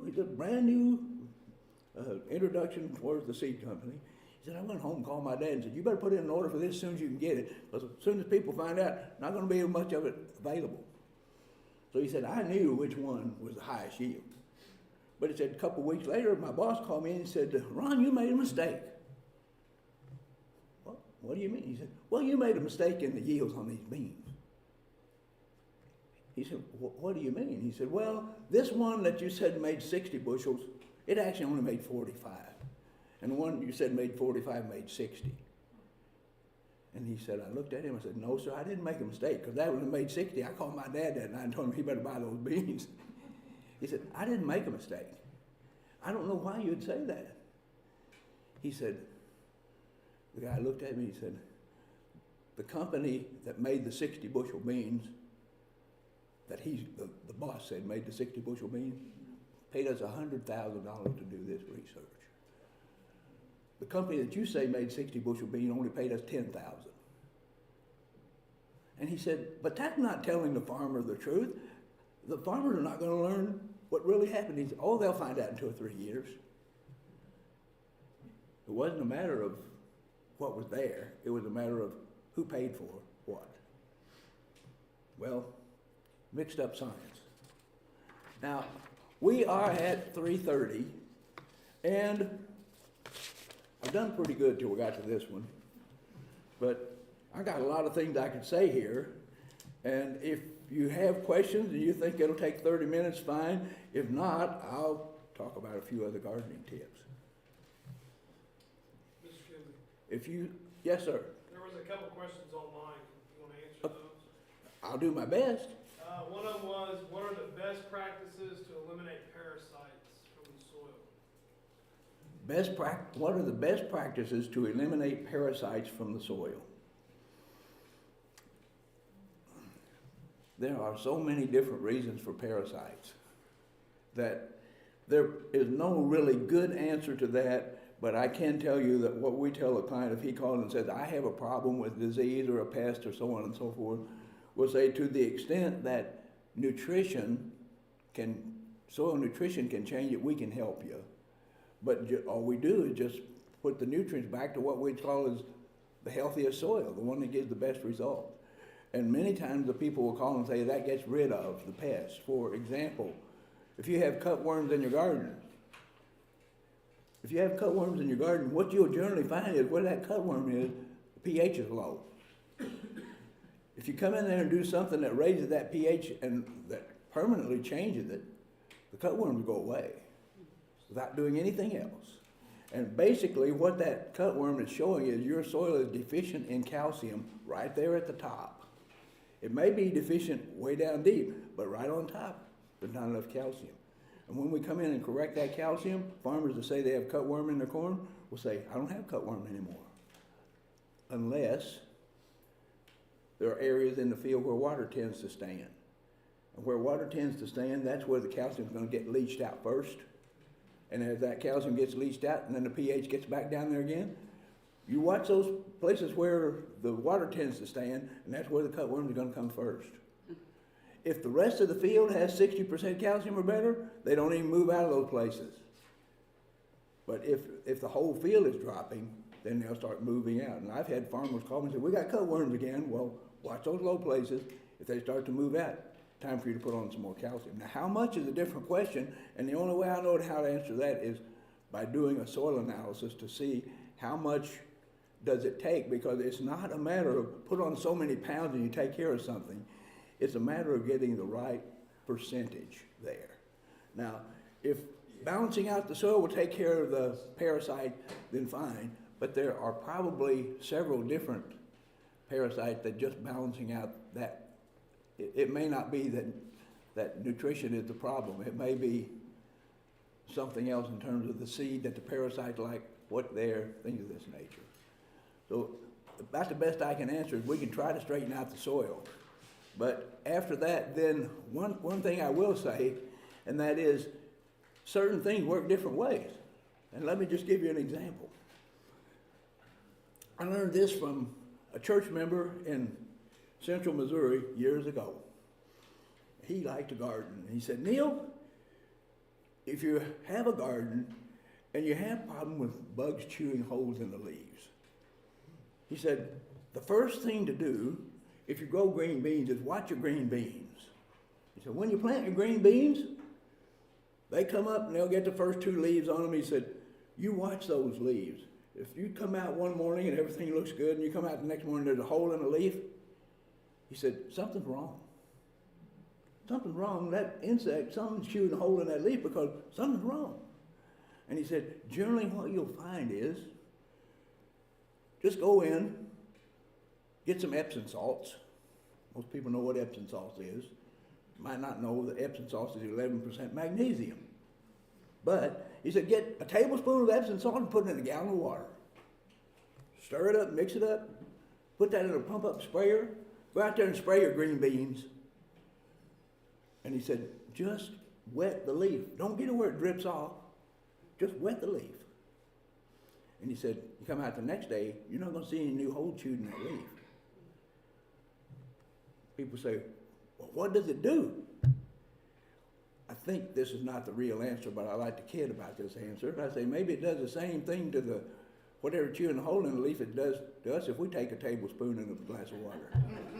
It's a real good laxative. But anyhow, I don't really think that's what it is. Basically, here's what I did that. I've done that for a long time. But it doesn't last. Some gardens you do it once, you might not have to do it again, but you start watching those leaves, and you can wait 2 weeks before you go out there to watch. But about the 3rd or 4th week, they'll start, if the problem is still there, they'll start chewing holes in the leaf again. Spray it just the same as you did the first time, they'll quit chewing holes again. To me, what that demonstrates is those plants are not getting enough magnesium. And when we put that Epsom salt on, it gives them more magnesium. Now, the first thing you'll see, if you see those holes being chewed in the leaf, you watch and see if it's not true. First thing you'll see is, about 3 days later, those plants will look greener. They'll look greener because magnesium's the center of the chlorophyll and the nitrogen attaches around it. You can't use the nitrogen properly if we don't have enough magnesium in there. Magnesium makes nitrogen work better. But there's another situation, and that is when I sprayed my green beans on, I had 3 rows. I still had quite a bit left in that gallon container, and I didn't want to keep it, so I thought, well, there's cucumbers beside it. I'll just spray the cucumbers. So I sprayed the cucumbers the same way. I still had some left. Sprayed the tomatoes. Still had some left. Sprayed the sweet corn. You know what? 3 days later, it was all greener. You would look at it and think, this is as green as it could get. 3 days later, it was greener because we're not getting enough magnesium. Now, here's the problem with magnesium in a soil. If you have less than 10% of the total nutrient holding capacity of a soil, if less than 10% of it is saturated with magnesium, you're always going to have a magnesium deficiency. But most soils are not too low in magnesium. You go to South Island of New Zealand, many of those soils are too low in magnesium. You go to Ireland, many of those soils are low in magnesium. You go to northeastern Europe, in Ukraine and Poland and some of those areas, they're low in magnesium. They have plenty of calcium. So they are exceptions in terms of most of the world, though. If that be the case, those soils are generally the easiest ones to straighten out. But Dr. Albrecht would always say, if you've got a clay soil, you want no less than 10% magnesium, but no more than 12%. Most clay soils that we see in the world are 13, 15, 17, 19, 20, 25, 30, 35% magnesium. And he says, anytime on a clay soil your magnesium goes above 12%, the plants are going to have trouble getting enough magnesium. Most of the soils in the world are either deficient or excessive in magnesium. And in either case, the plants don't get enough. And you can measure. You can take a leaf analysis and find out, is it there or is it not? Now, not all plants are that way, but most of the time what you find is most sensitive is what we need for food. It's not the weeds, it's not the trees, timber trees or things like that. It's the food that we need. It's the plants that grow the food we eat. Now, a lot of things cause different problems, but what's the number one killer in terms of health in the whole world? Heart disease. When you talk to doctors that study nutrition, one of the things they'll tell you is, we don't get enough magnesium. If most soils are too low or too high in magnesium, what kind of chance do we stand getting enough magnesium? On the other hand, if you get that magnesium right between 10 and 12, this is on clay soil. Sandy soils is completely different. You got to treat it differently. But you can treat either one and solve the problem, but most all of them have to be treated and have to be taken care of. You got to take care of that soil if it's going to work for us. But at any rate, in terms of looking at either side there, once that magnesium gets between 10 and 12, legumes are the most sensitive. When it drops down, if it's up above 12 and drops down below 12, and you're going soybeans, if it goes from 12 and a half or 13 down to just below 12, the yield on those beans will go up by 10 bushel per acre. You didn't put fertilizer on, you took stuff off.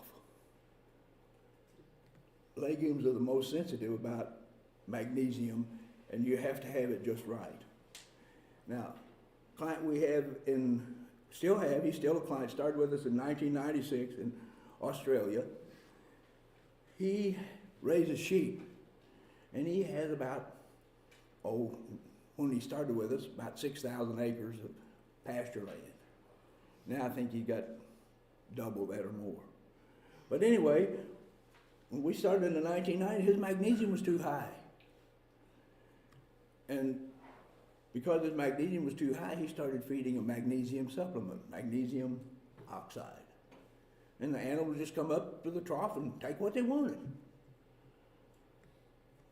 And he said, I've always supplied magnesium to the sheep. They always ate it. Until we started correcting the soil, and he said, when the soil got below 12%, in those pastures, the sheep didn't eat any magnesium anymore. They just quit eating it. They just left it in the trough. But he said in the parts where the magnesium was still too high, they kept on eating. And he was just at a meeting in California last month, and I asked him, I said, what do you say about that now? He said, still the same, because he gets new land. And he said, when we get the magnesium right, the sheep don't come and eat the supplemental magnesium. But until that magnesium's right, they keep coming back to it. We can't tell that. At least I can't. Maybe you can. But those sheep could tell when they had the right amount.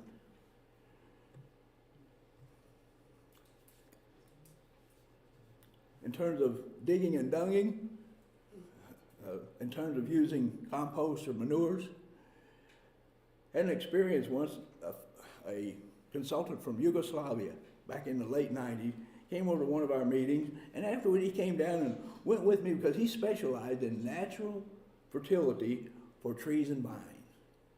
And I took him to one of the peach orchards that we were working with, and he looked, and he didn't have a soil test other than the test we had, but he looked at it and he said, Neil, I think there's something you need to do, or get the farmer to do, in terms of these trees.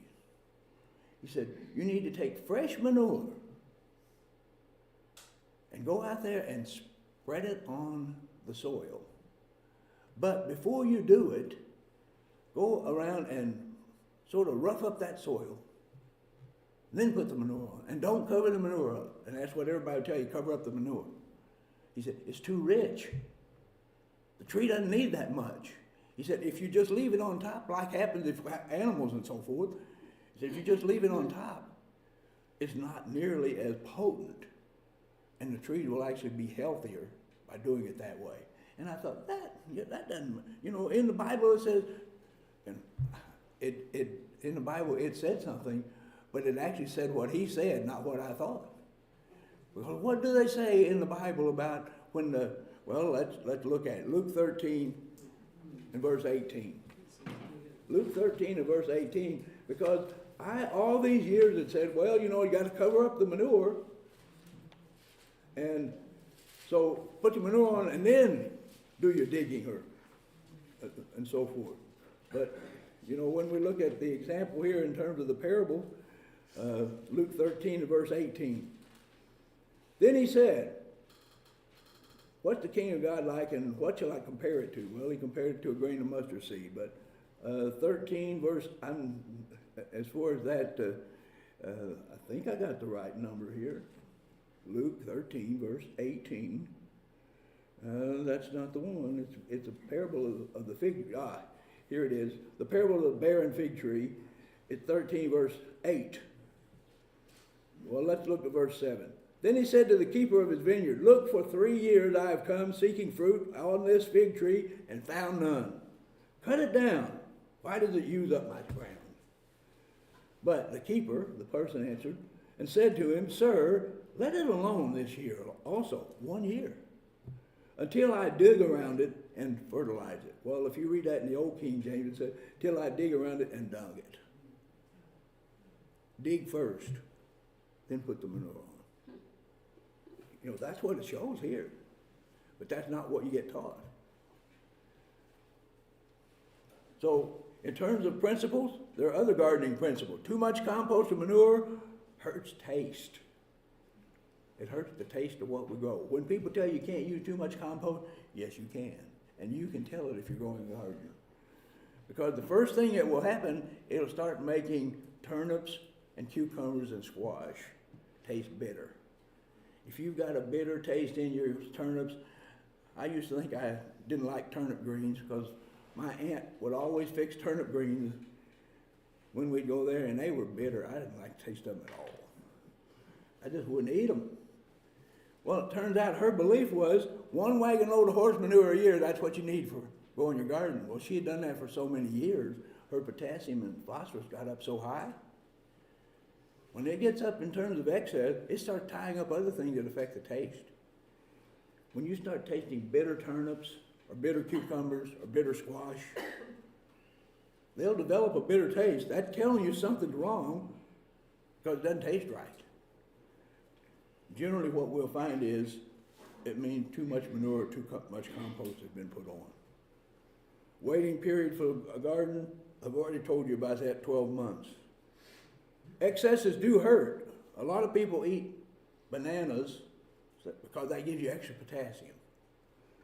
A lot of the banana growers say, well, we need to use extra potassium to grow bananas.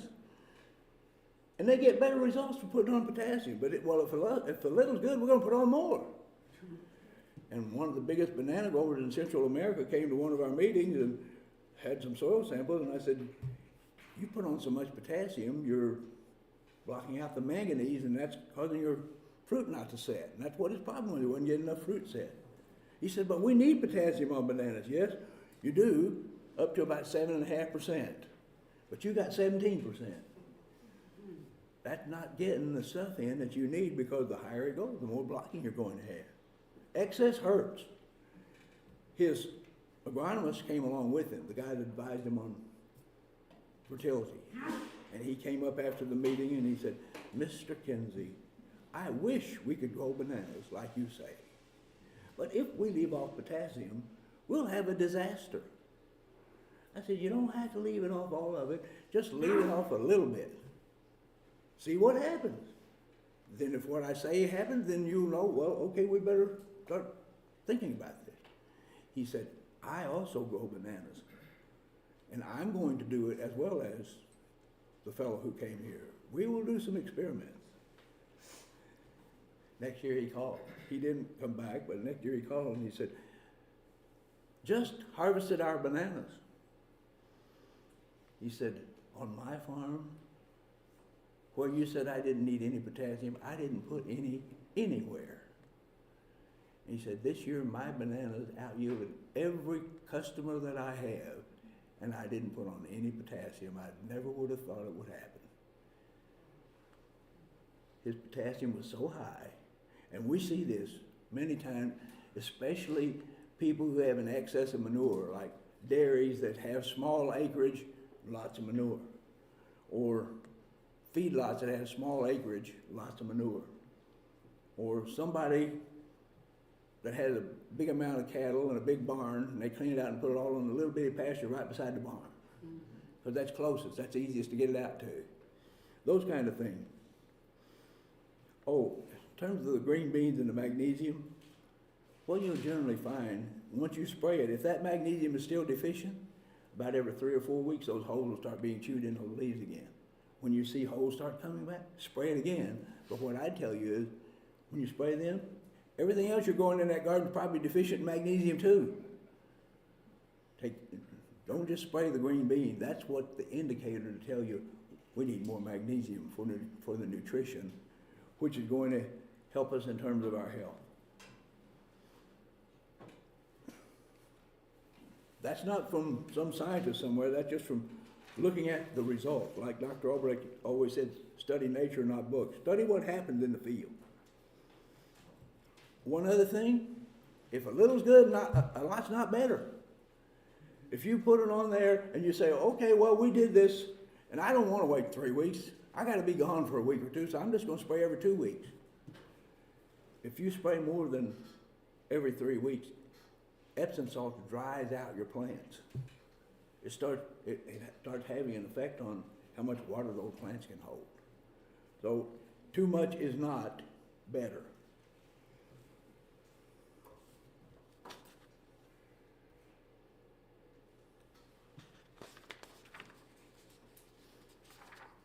If you have tomatoes,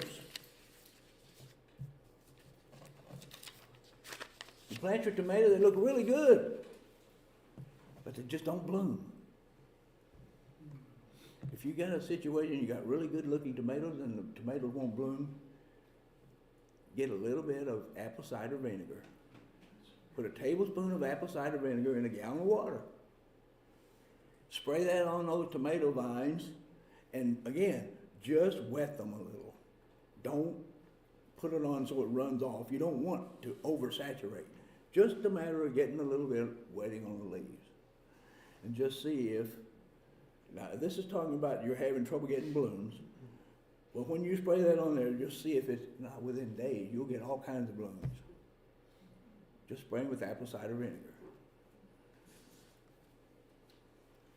Now, I've had people call me and say, you know, I sprayed the apple cider vinegar on, and I got all kinds of blooms, but I still don't have any tomatoes.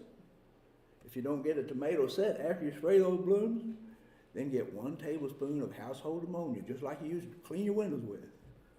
1 tablespoon of household ammonia, put that in a gallon of water, put that in your pump-up sprayer, and spray those tomatoes again, and they'll set fruit. Nitrate nitrogen helps things grow, helps things produce, like the blooms and so forth. Ammonia helps reproduction in terms of actually setting the fruit, making it grow bigger. It just takes a little bit. For fruit set, 1 tablespoon of household ammonia in a gallon of water. Just missed it. Not to the point of dripping. If you grow tomatoes and you look up around the stem, and those tomatoes have those big splits that come in them, they may heal back over, but whether they heal over or whether they're still there, that tells you you don't have enough copper in that soil, or you don't have enough calcium to take up the copper. The reason I say that, if you grow potatoes and you want to see, do I have a copper deficiency?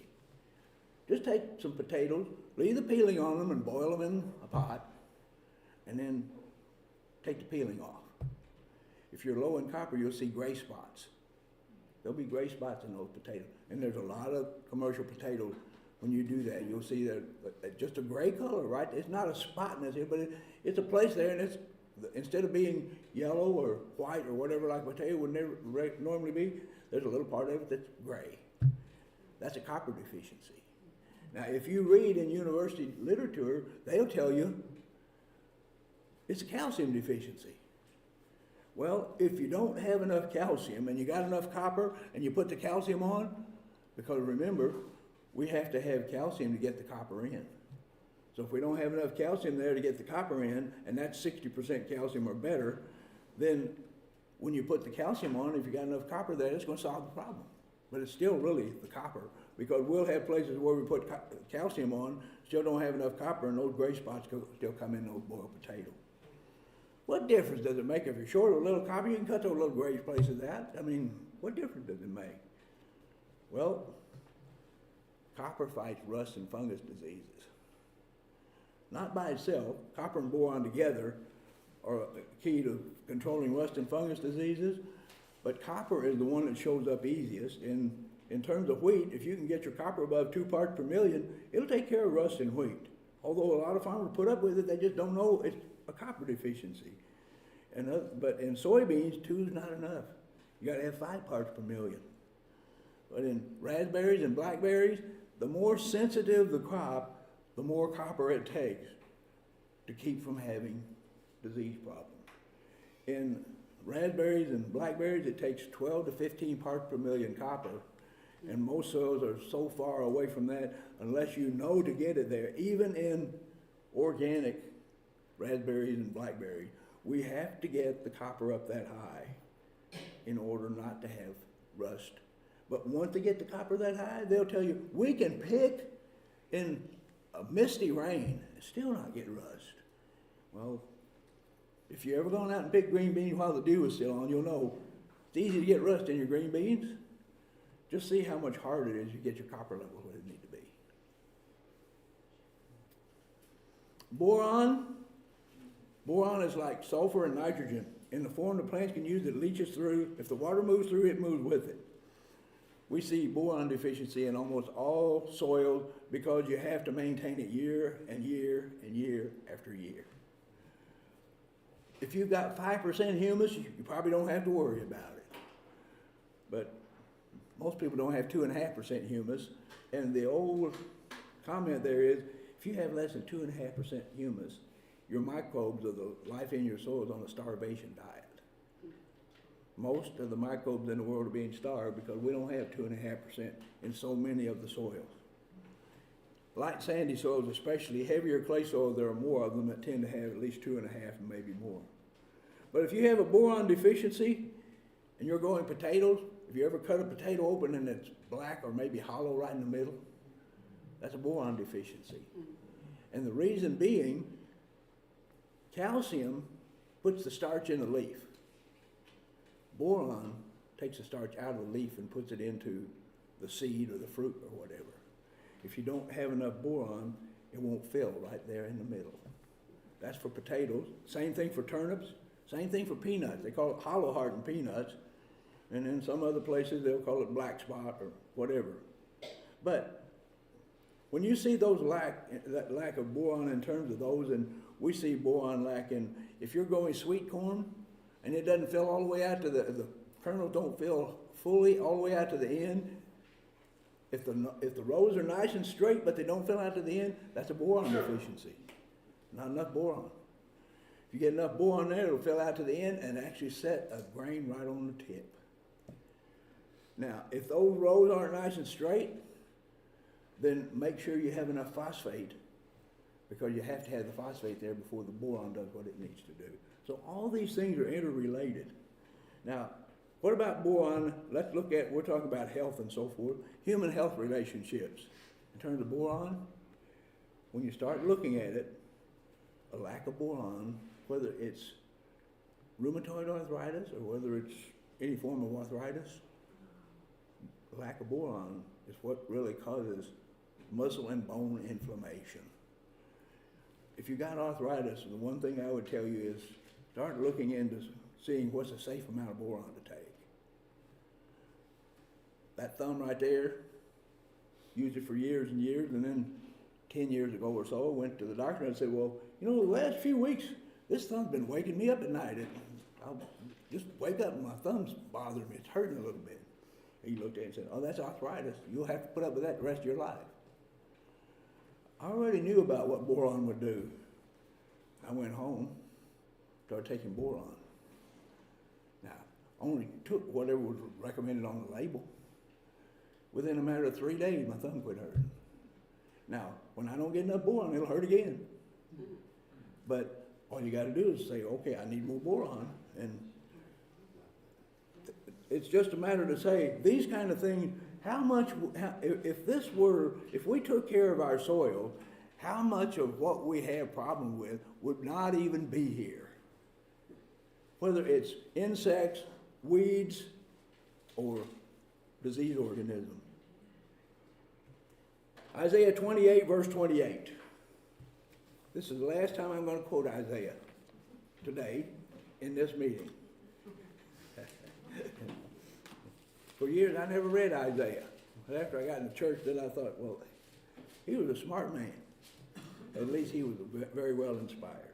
Isaiah 28, verse 28. Bread, flour must be ground. Therefore, he does not thresh it forever. Break it with his cartwheel or crush it with his horsemen.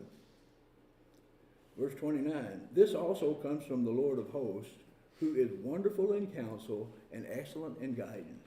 If we look to God and look at what really is the natural principles and what help, God gives us wonderful counsel and excellent guidance.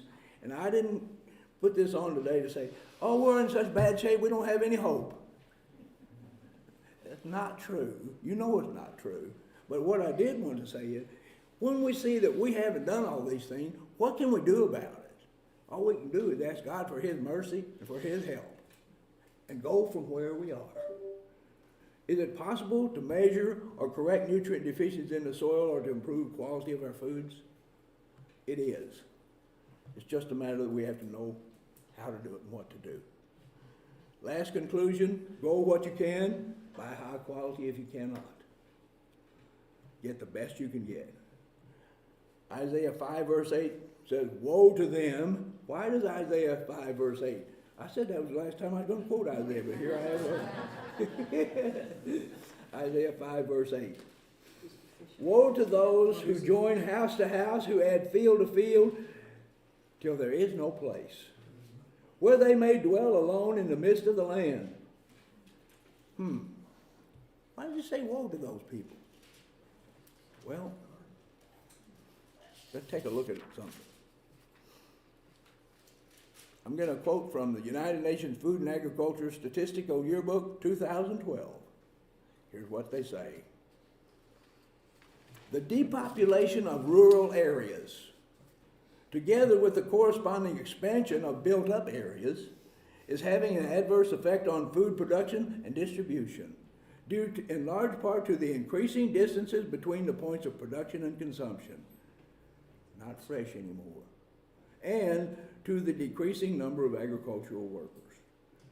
That's why we don't want to build up everything, because finally it gets to the point where we're growing just food in California to feed the rest of the U.S., or we're growing food here to feed so-and-so. Now, if it's citrus, we got to go somewhere else. But when we start looking here, that's one of the reasons we're having so much problem. We're taking the good land, building houses on it, instead of building the houses where it doesn't grow so well. So, I know here's another Isaiah 17, but it's something we need to consider. Isaiah 17 verses 10 and 11. Because you have forgotten the God of your salvation, and have not been mindful of the rock of your stronghold, therefore you will plant pleasant plants and set out foreign seedlings. Verse 11, in the day you will make your plant to grow, and in the morning you will make your seed to flourish, but harvest will be a heap of ruins in the day of grief and desperate sorrow. Sowing bad seed hurts us in the end. God shows us that in His Bible and in otherwise. Roughly 1/3 of the food produced in the world for human consumption every year gets lost or wasted, and that's exactly what we need to be able to feed the people that are starving. But now, Deuteronomy 34 says God's works are perfect. Isaiah 41, 19 and 20, experts in horticulture don't believe what's there. I'm just going to let you read it for yourself. Isaiah 41 verses 19 and 20. People will say, oh, that's not possible in terms of plant pathology. And this will result in Isaiah 35 verses 1 and 2. The wilderness and the wasteland shall be glad for them, and the desert shall rejoice and blossom as a rose. It shall blossom abundantly and rejoice, even with joy and singing. The glory of Lebanon shall be given to it. And with that in mind, I'd like to conclude with Isaiah 55, verse 8 through 11. Boy, was I wrong when I said that would be the last time I spoke from Isaiah. This goes to show.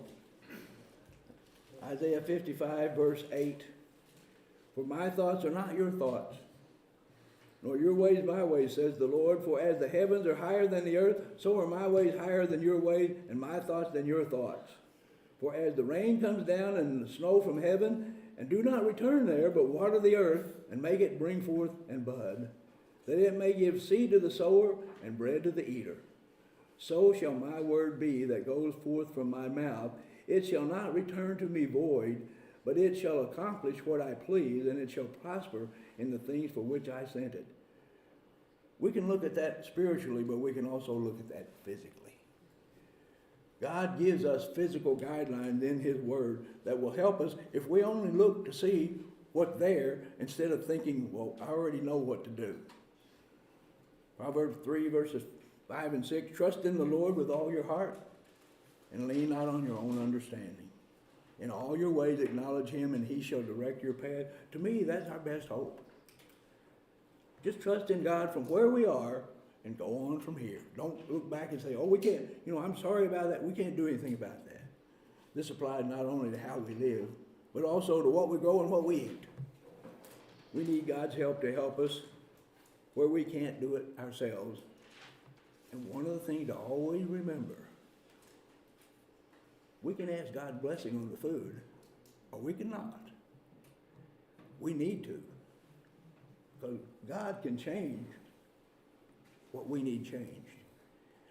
Sometimes we don't know what we're eating in terms of food. But God knows. I'd say, if you don't get anything else out of this, we need to ask God for help. We need to ask God for help even in terms of the food we eat. Thanks very much.